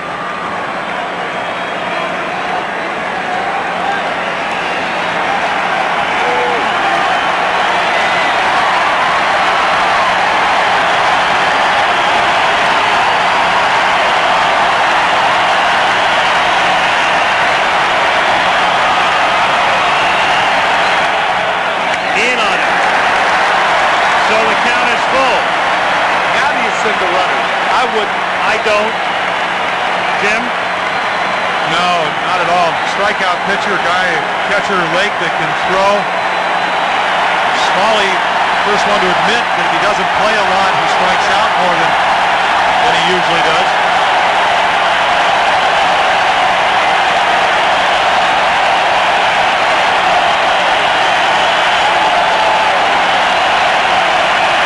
They go.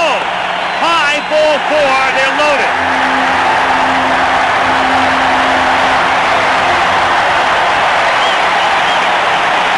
Three walks and the bases are loaded with 1 out. And Dan Gladden, who hit a grand slam a week ago last night, is the batter. And Al Newman, who will go into play second base, is the pinch runner for Smalley.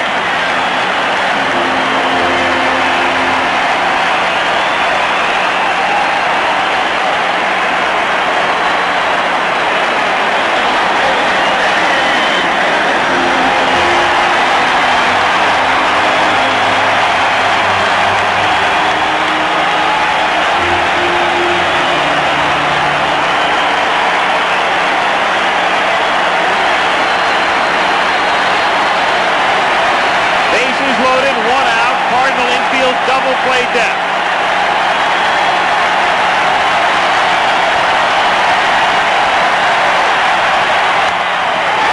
Hooking foul.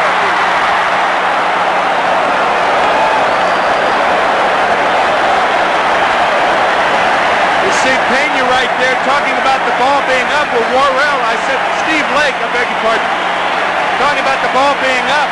And what's got to concern Whitey Herzog is the fact that Gladden can get around on that high fastball and pull it foul. No damage, but that means he's not throwing as well.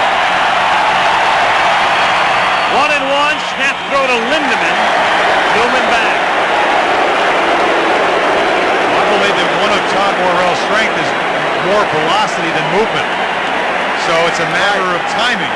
And if he gets the ball in the middle of the plate, he's not going to be as effective. He'll tell you the more I pitch, the better I pitch. And he has not been used that often in the last couple of days.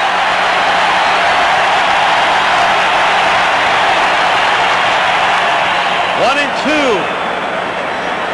That's how a guy like Worrell is going to get you out with a runner at third and less than 2 outs.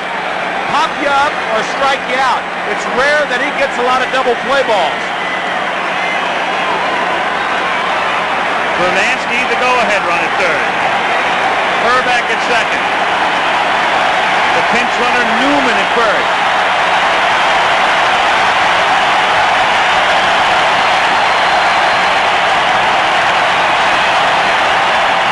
Got him. He chased it for the second out.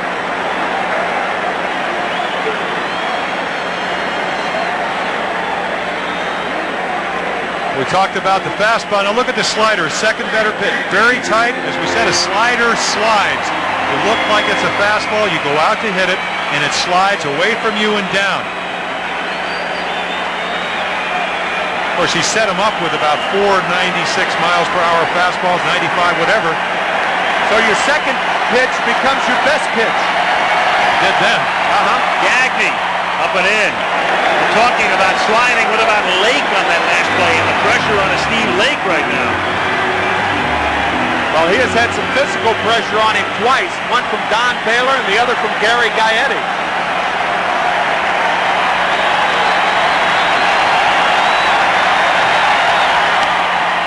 One and one.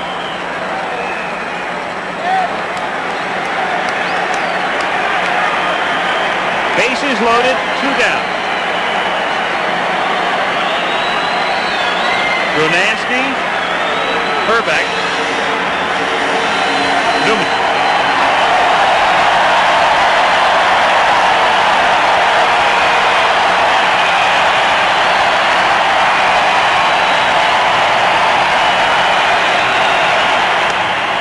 Two and one.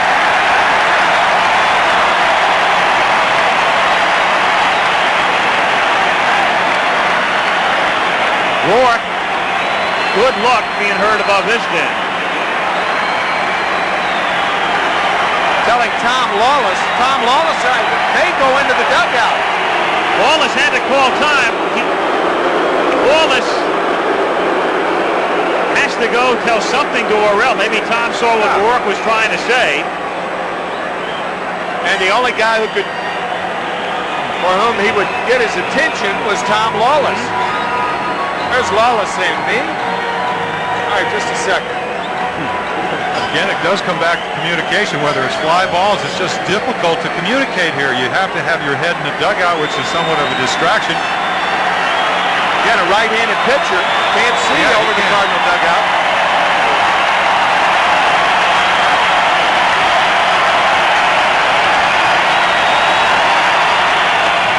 Two and two.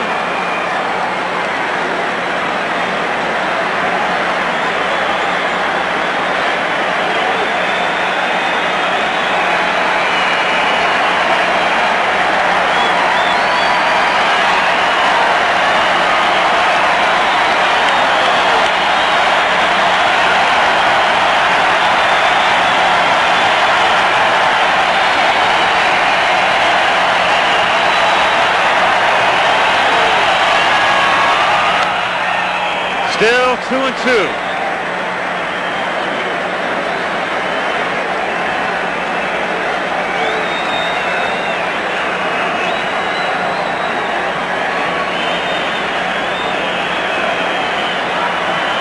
Three walks in the inning.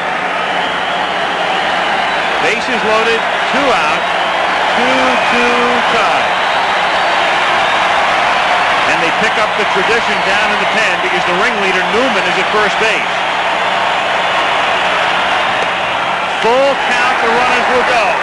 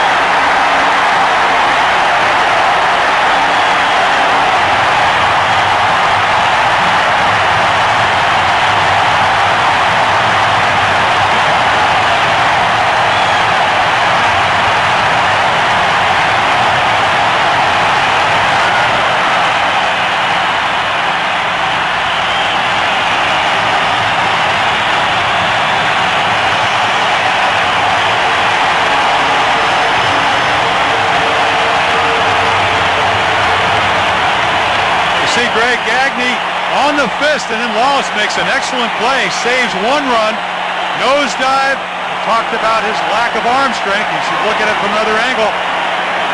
Saves one run right here, but makes the only throw he can on one hop. Gagne well across the bag. You know, Jim, with the runners running and Newman's speed, he might have saved 2 runs with that play.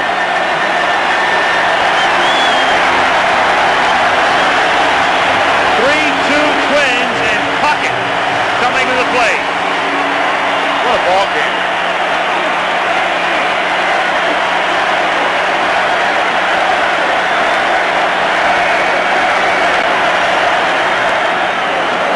And that's what you have to do. I mean, he's got 5 out of the last 6 at-bats. He's gotten hits, and he's hit the ball sharply. But again, what they've done the last 2 days is throw him strikes. First 5 ball games, they didn't throw Kirby too many strikes, similar to what we just saw.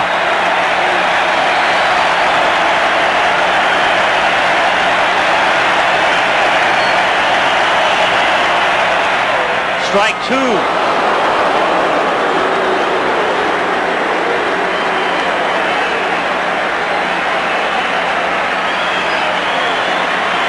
Now you really put that theory to the test. You cannot throw a strike on this pitch. A high fastball, a slider away. Just off the plate, low and away. You got to go to extremes, but you got to relax and let the ball go. You don't aim it. 1-2.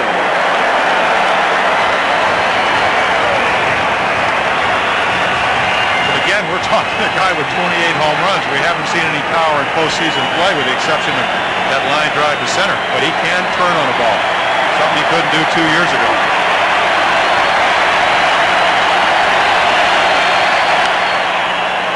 That is back out of play.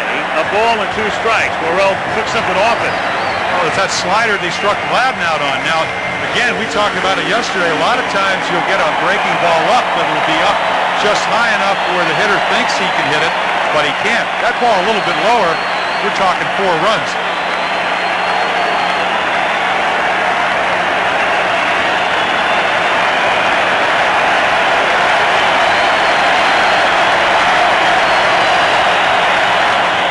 Foul tip held by Lake, strike 3. They get a run to take the lead. 3-2 Twins after 6. Back after this from your local station.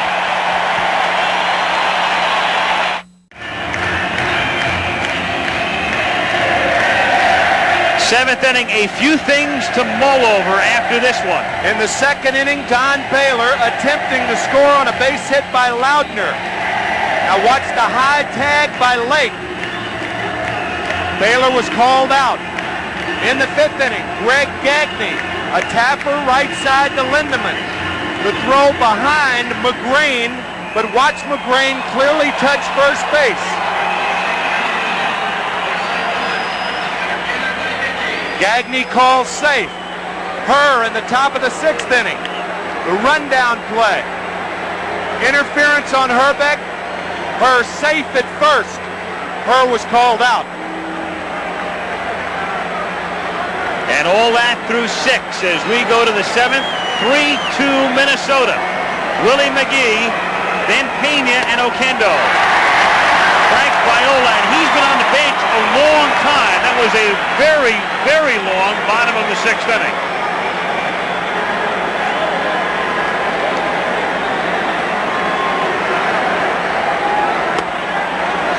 One and 1. Newman at second, and he's in the number 9 spot.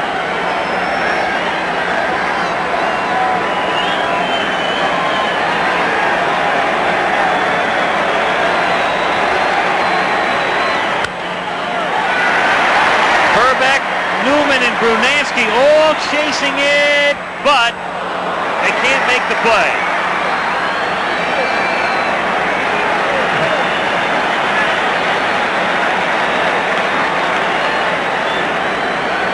Ken Herbeck, he knows there's mounds. He looks right there at those, goes around, knows the configuration here.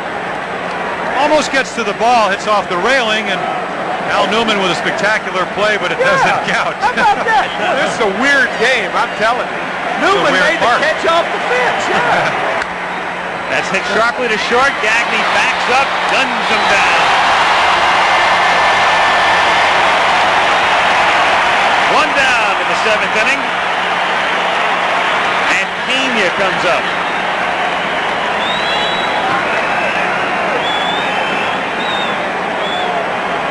Check out Newman. He makes the catch off the wall, and now he wants it. Well, after what he's seen all night, you know, he figures anything might go. That's right. Yeah. That's great. 1-0 on Pena. Tom Kelly, when this season started in spring training, he was, without question, the most anonymous manager in the major leagues.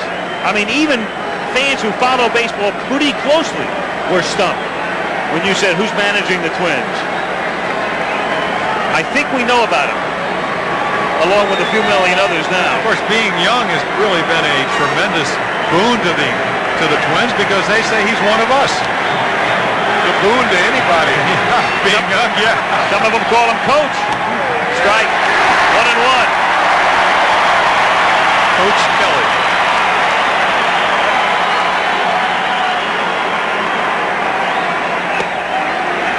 Two and one.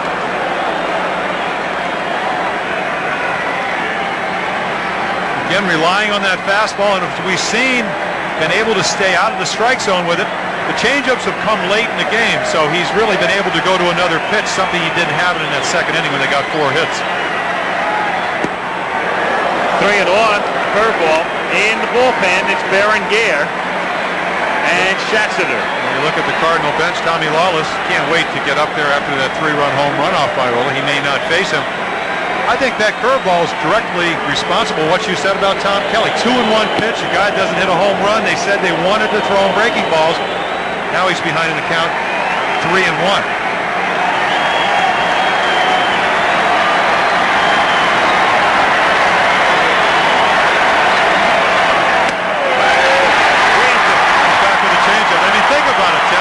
You can't get beat till Pena gets on, because you have a 1-run lead. So still, I would think a guy with only 5 home runs, you'd want to go after him, or if you do, at least do it with a pitch you get over better than your curveball.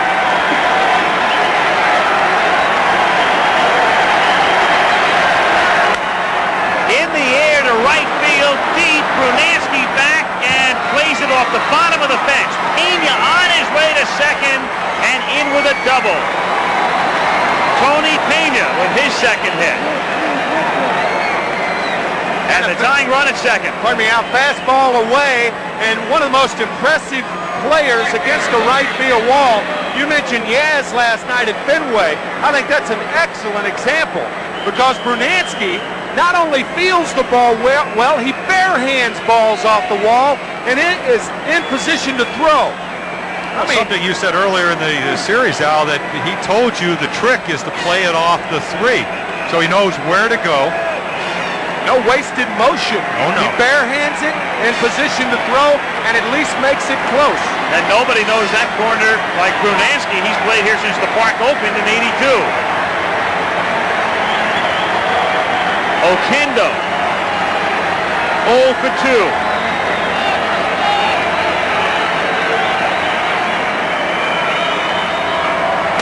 Strike. They were going to move Brunansky to left field because that's the tougher field to play here. They got Gladden. He had shoulder surgery and his arm came back, so they put Brunansky where he plays so well. But if you look at the configuration here, it's much more room to cover in left field. 0-2.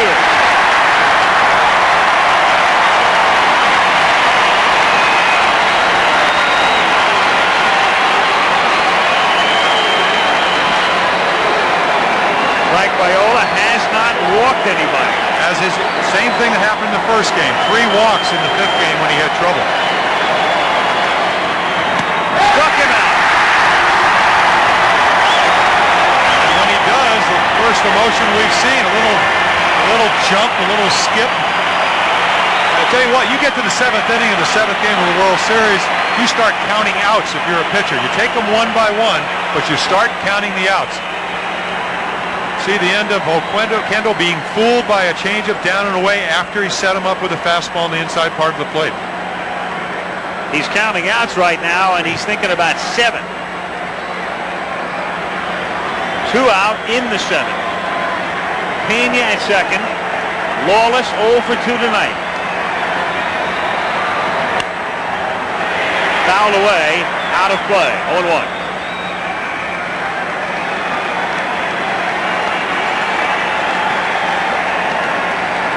Tom Lawless, the most extra of the extra men this year, all season with the Cards, came up 25 times, got 1 hit in August, and 1 hit the last day of the season, hit .080.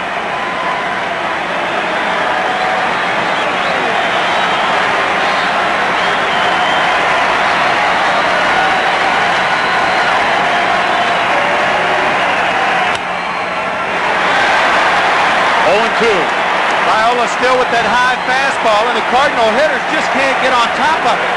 And that's the pitch he homered on. Yeah. At Busch Stadium. So here's, I mean, perfect example of what you're saying. Just because a guy hits a fastball one time doesn't mean you go away from it. If you did, he wouldn't have enough pitches.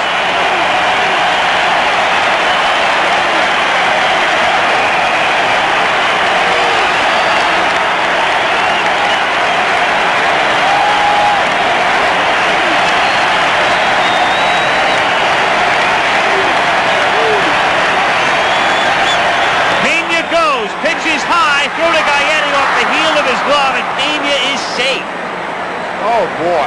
I don't understand it. I don't mean, it either. worked, but some plays in baseball, even if they work, they're bad plays. Terry Pendleton did it twice yesterday, but Terry Pendleton's a guy who can run. If this is a good throw, he's out, and the Cardinals are out of a scoring opportunity. The first one since the 2nd inning. Hit the base. Yeah. Hit third base. He looked at Gaetti, who was playing very deep, and figured, why not? 1-2 on Lawless, who lines it to center field right at Puckett. At the end of 6 1/2, St. Louis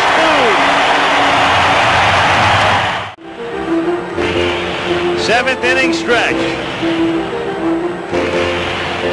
The Metrodome in Minneapolis. Gary Gaetti will lead off. He involved in this play at the plate in the 5th inning. No ill effects shown by Gaetti or Steve Lake. Of course, as you can see, Lake takes the brunt of it. Just holds on. So here we go, bottom of the 7th. Al Michaels, Jim Palmer, Tim McCarver. Game 7 of the World Series, 3-2 Twins. Gaetti, Baylor, and Brunansky facing Todd Worrell in his 2nd inning of relief.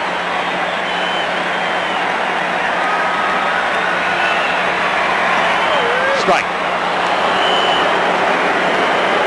Tell you, when you think about it, this could have been a game that's out of control. Vince Coleman throws out 2 runners at the plate, and Tom Lawless makes that good play with the bases loaded with the runners running. The shallow center, McGee gets a late start, comes charging in, makes the catch on the run. Willie plays a deep center anyway, and he caught that up near the heel of the glove.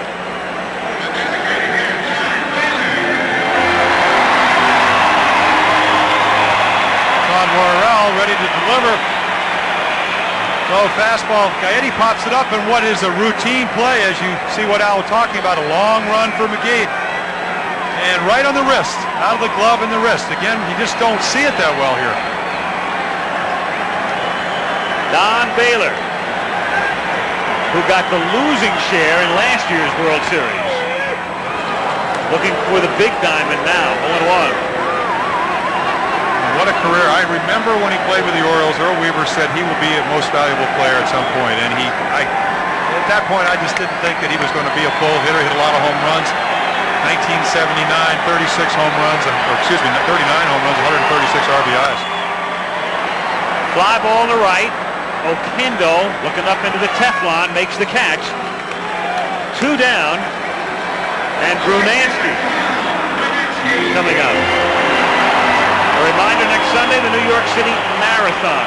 22,000 runners, and the times at the bottom of the screen on ABC Sports. Brunansky Singled, flied out, drew a walk. He has scored twice tonight. The other run was scored by Gagne. 3-2 Twins.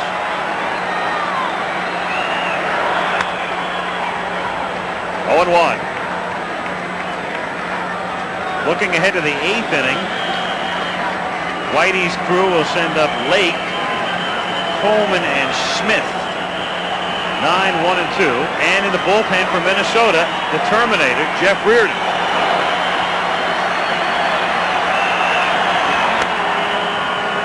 One and 1. He usually terminates games. The Twins may be hoping he's terminating a season.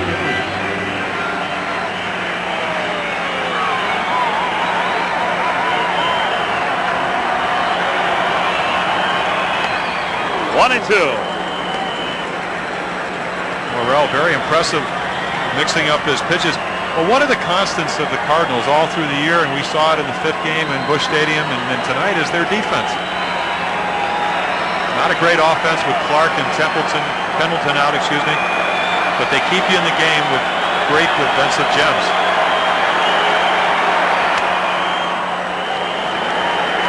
Two and 2. Laudner strapping up between Viola and Kelly.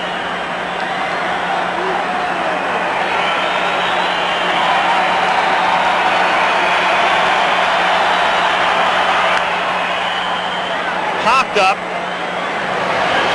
Wallace circling, stays with it. Nothing's routine.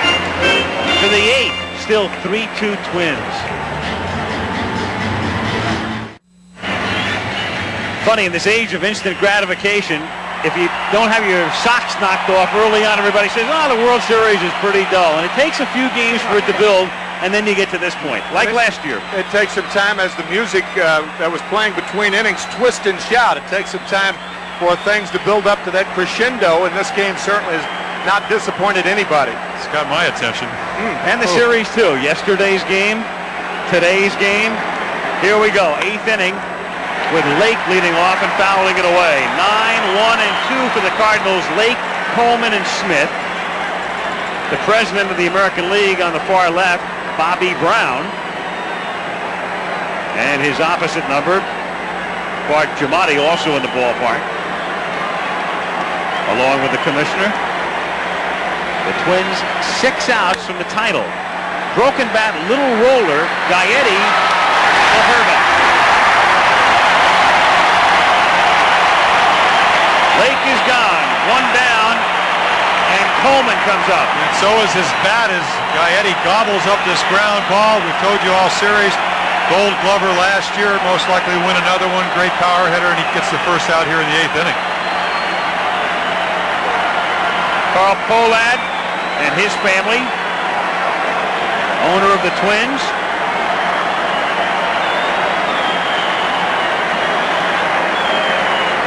Coleman 0 for 3. Time call, the beach ball loose in the outfield. I'll tell you, I think the reason Frank Viola is still in this game, he's still throwing the ball well, yes, but Coleman is, from the right side, is 0 for 10. Ozzie Smith 0 for 8. Neither Smith or Coleman have a hit as a right-handed hitter. If Reardon were in there, they'd be hitting left-handed, of course. Foul back, 0 and 1. 1 out in the 8th inning. Plus, if they do get on, you have 150 stolen bases between the two. And Jeff Reardon has stolen 8 for 8 against him this year, and obviously much easier to run on than Frank Viola.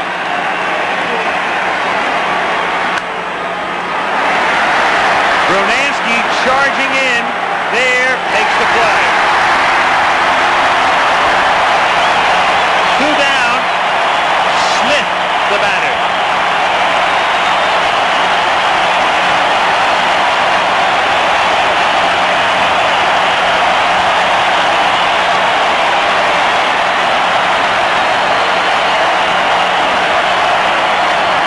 There it is, lowest regular season percentage. Oakland in 74, 556.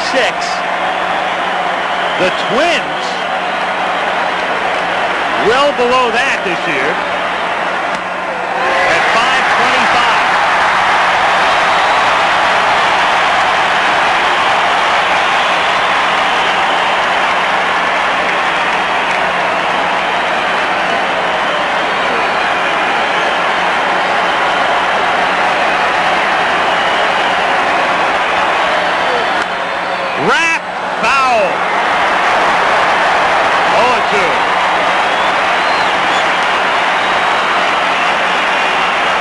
just barely fouled. Gaetti not on the line, but then again, I don't believe that's where Smith's going to hit. That was a mistake. So playing the percentages.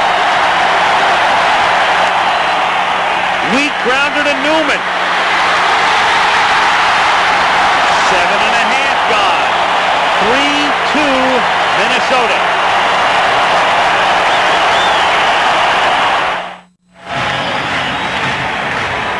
Bottom of the 8th inning. The Metrodome is rocking. And that is a redundancy. The Metrodome has been rocking for a couple of weeks. Kelly with Viola between innings. You know, you wonder when he strikes that sort of pose, is he telling him, hey, you've given me everything you have, I may go with Reardon in the ninth? Maybe, I don't know.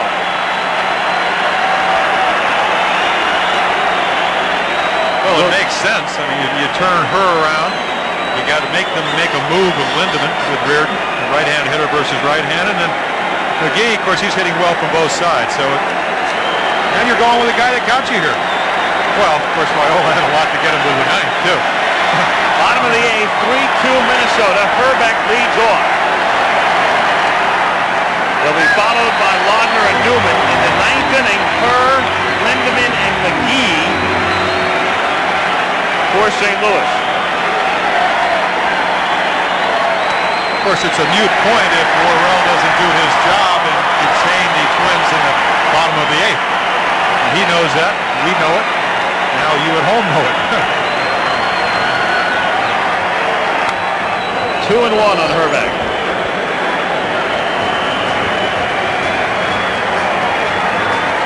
The hands and countenance of John Tudor.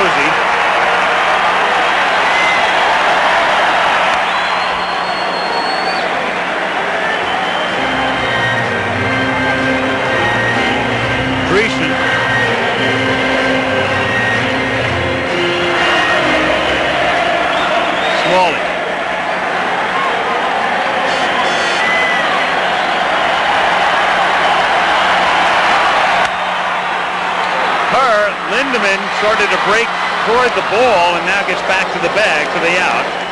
1 away. So Herbeck is taken care of. Tim Laudner comes to the plate.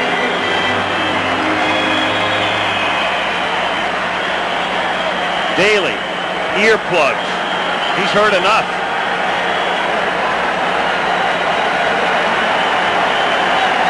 He heard a crack of the bat yesterday he didn't like. Herbeck, and here comes Reardon. So what we suspected, I think, is true. Kelly telling Viola, hey man, you were great, but I'm going with Reardon in the ninth. Strike, 1-1. And he let him pitch the 8th because he worked to Ozzie Smith. Might see Ozzie Smith and Vince Coleman. You might see Terry Pendleton pinch hitting for Jim Lindemann in the 9th inning. Possibility. Yep, that's the one thing that Herzog has going for him. His whole bench now is left-handed, basically. Pendleton is switch hitter, but as you know, he can't hit right-handed because of the rib injury. Bert,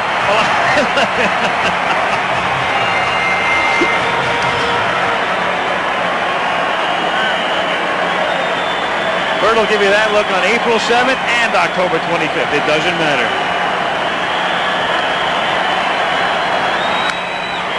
Base hit.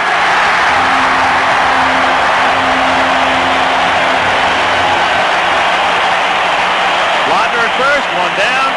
Al Newman. And the man who could only sit and watch, Clark.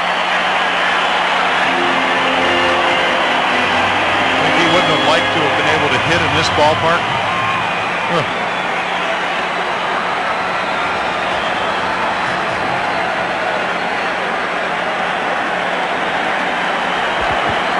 Newman bats for the first time in the game. As a left-handed batter, he hit 178 this year.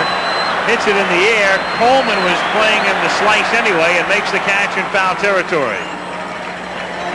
So 2 down.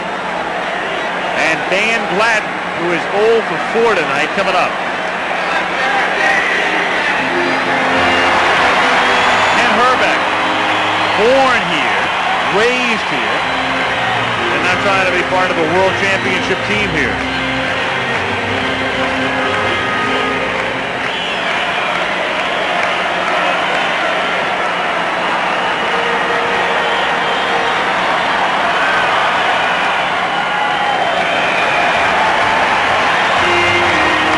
Joe Niekro finally gets to a World Series.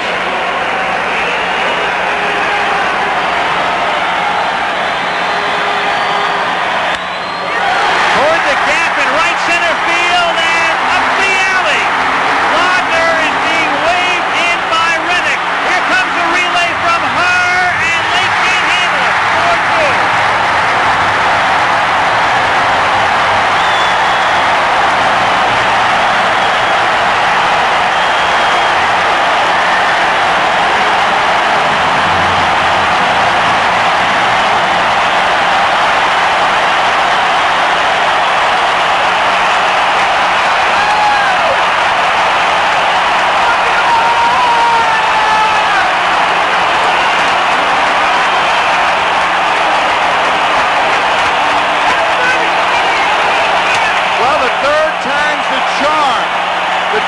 Tried to score 3 runners tonight at home plate. The first 2 were nailed. The third one, Tim Laudner, could have been nailed were it not for the in-between hop thrown by Tommy Herr. Good play by Rick Rennick, the third base coach, realizing it's 2 outs and you're going to take a chance. You'll see a good throw would have gotten him. See the second short hop, Steve Blake unable to handle. You could see, obviously, if he comes up with these outs. So the man that really put game 1 away with a grand slam may have done it here in game 7. Debris on the field is the reason for the delay. It's really funny. Laudner would have been out by the biggest distance at home plate. The other 2 plays, bang, bang plays. If the throw's on the money, if Tommy Herr's throws on the money, Laudner's out by 4 feet.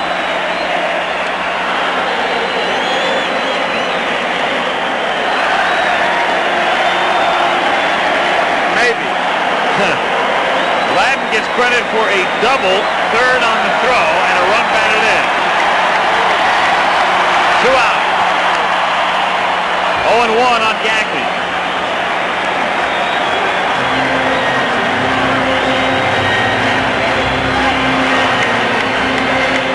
Baylor.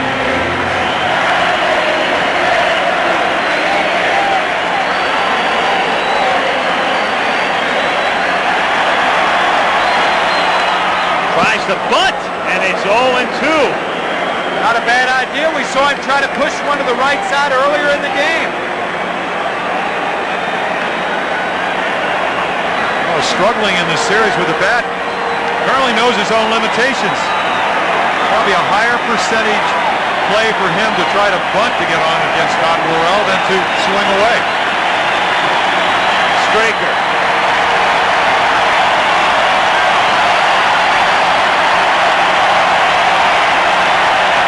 Lance Johnson.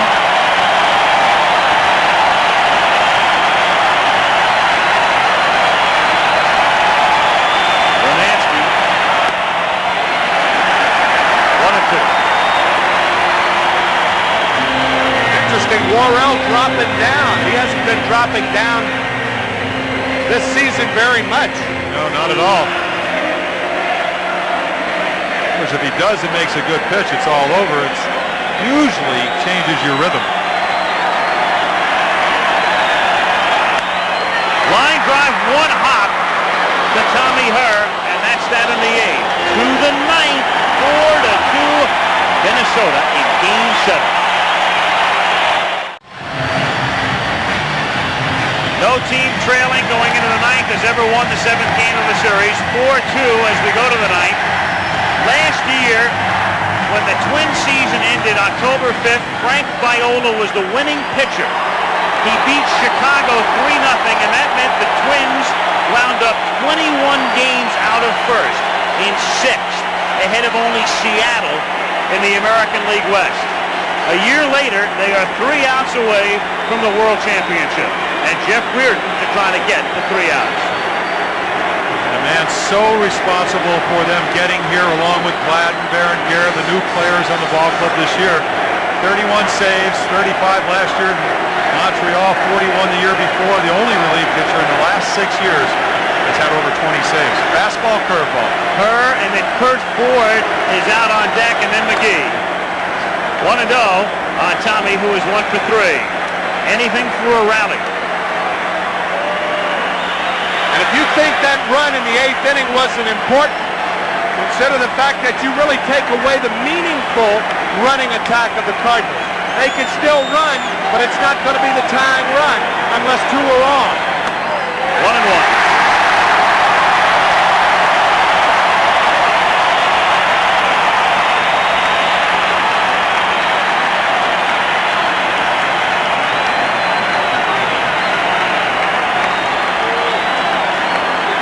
Gaetti and Herbeck both off the lines.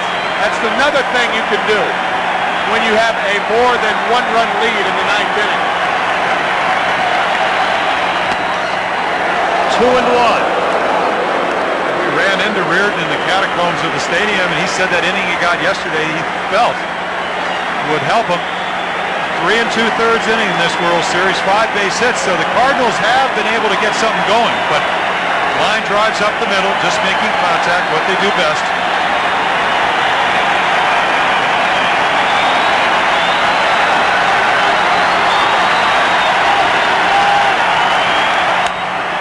Foul ball. 2-2.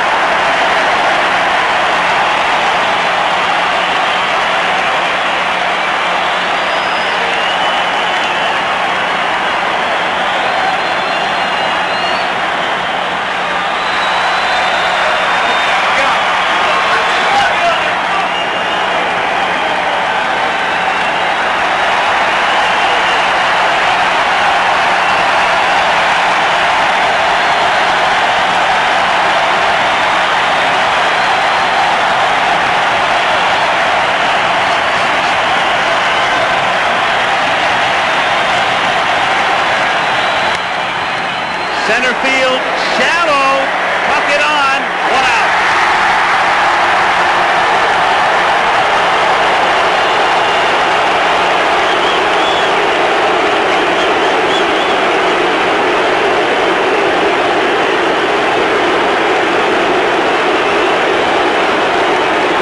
Kurt Ford, that's for Lindemann.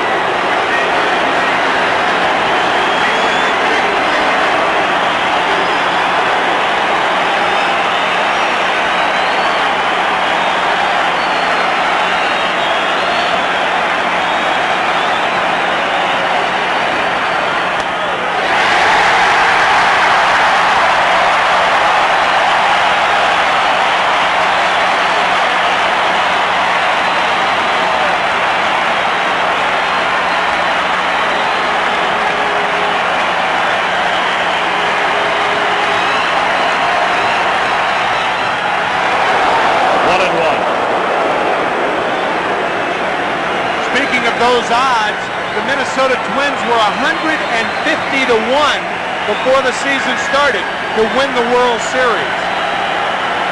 And some thought that was too low.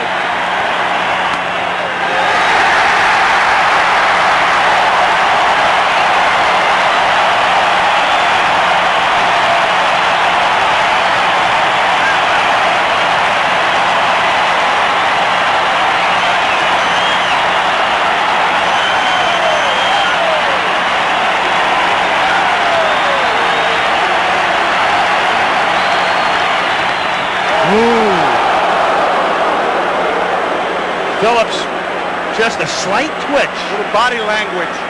2-2. Yeah, but good curveball like that, you can fool the ump. I mean, that's true. what are you looking for here? He showed you both pitches. One's over 90 miles per hour. You got to look for the ball. Hrbek will run out of room. 2-2 with one out, and the base is empty in the ninth. 4-2 Minnesota. That's another thing that run in the eighth did. It gives the pitcher the luxury of saying, here it is, hit it. It's a home run. It's still a one-run ball game.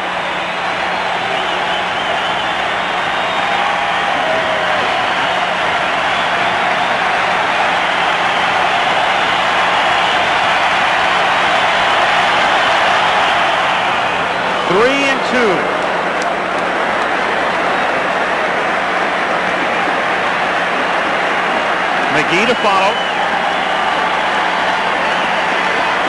And this is what you're talking about right here, 3-2. Here, hit it. Middle of the plate.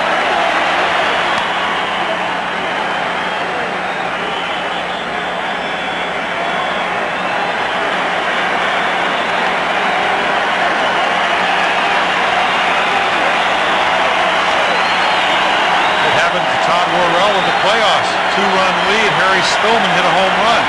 I like to give up home runs, but it's better than walking somebody with a 2-run lead. Gaetti calling.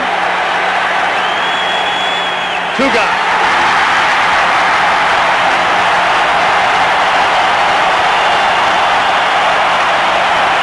McGee next.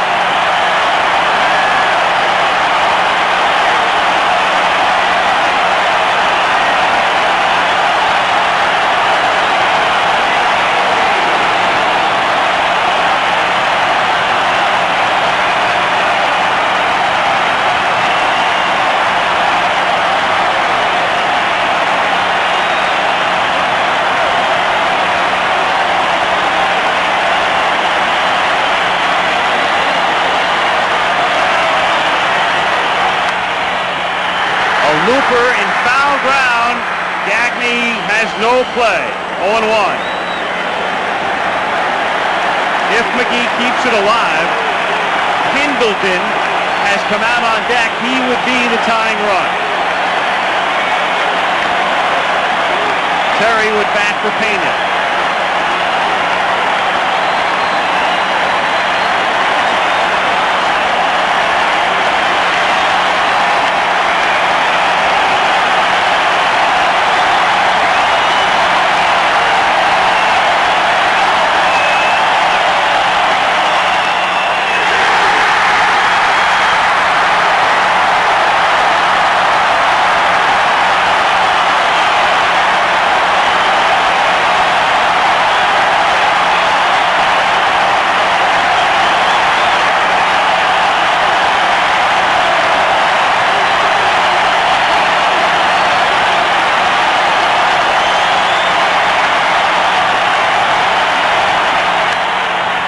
To Gaetti, for the first time ever, the Minnesota Twins are the world champions.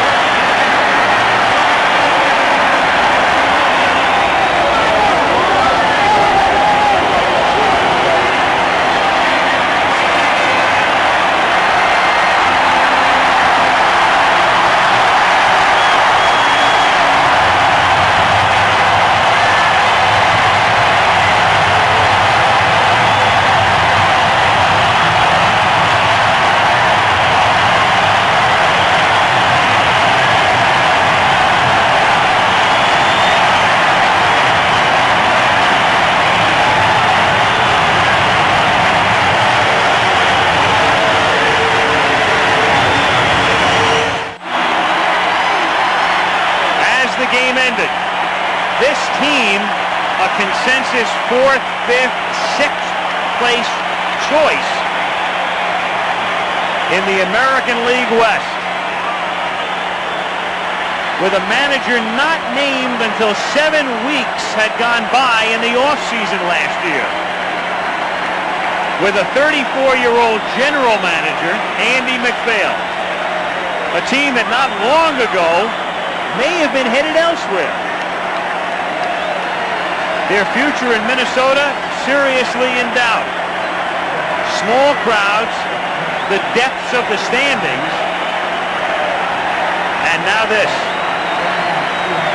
And if you're looking for Tom Kelly in your picture, forget it. True to form, he said he would allow the players to celebrate on the field. He would wait on the bench, and that's what he did. And he told us he wouldn't be able to see this if he was out there. That's right. Tom Nieto on the left and Steve Lombardozzi on the right. And that says everything.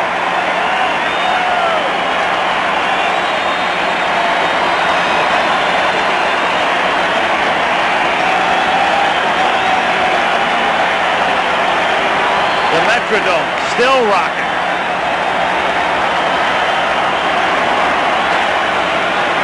Viola beats Cox. And let's go to Reggie Jackson in the Twins locker room. Thank you very much, Al Michaels. And an obvious World Series scene. You see the commissioner on my left, Carl Pohlad, the owner of the Minnesota Twins. Here on my right, Bobby Brown, Dr. Bobby Brown, the president of the American League. Andy MacPhail, the general manager, young fella here of the Minnesota Twins, and the youngest manager to win a World Series non-playing since John McGraw in 1905. Mr. Commissioner, will you present the World Series trophy to Mr. Pohlad? Carl, and to the entire Twins organization, this is a very special thing. They told me a few years ago that they shouldn't have had baseball in Minnesota, and you've made it very real. It's a class organization. It was a great win. Congratulations to you, Carl. Right. That thing's pretty heavy. Thank you, Peter. On behalf of the entire Twins organization, on behalf of everybody in this upper Midwest area that supported us, it's just a great thrill speaking for the team and everyone here. And I just want to say I've never had a greater thrill in my life, and I'm sure that applies to the entire team and everybody else in the Twin City area. There you go.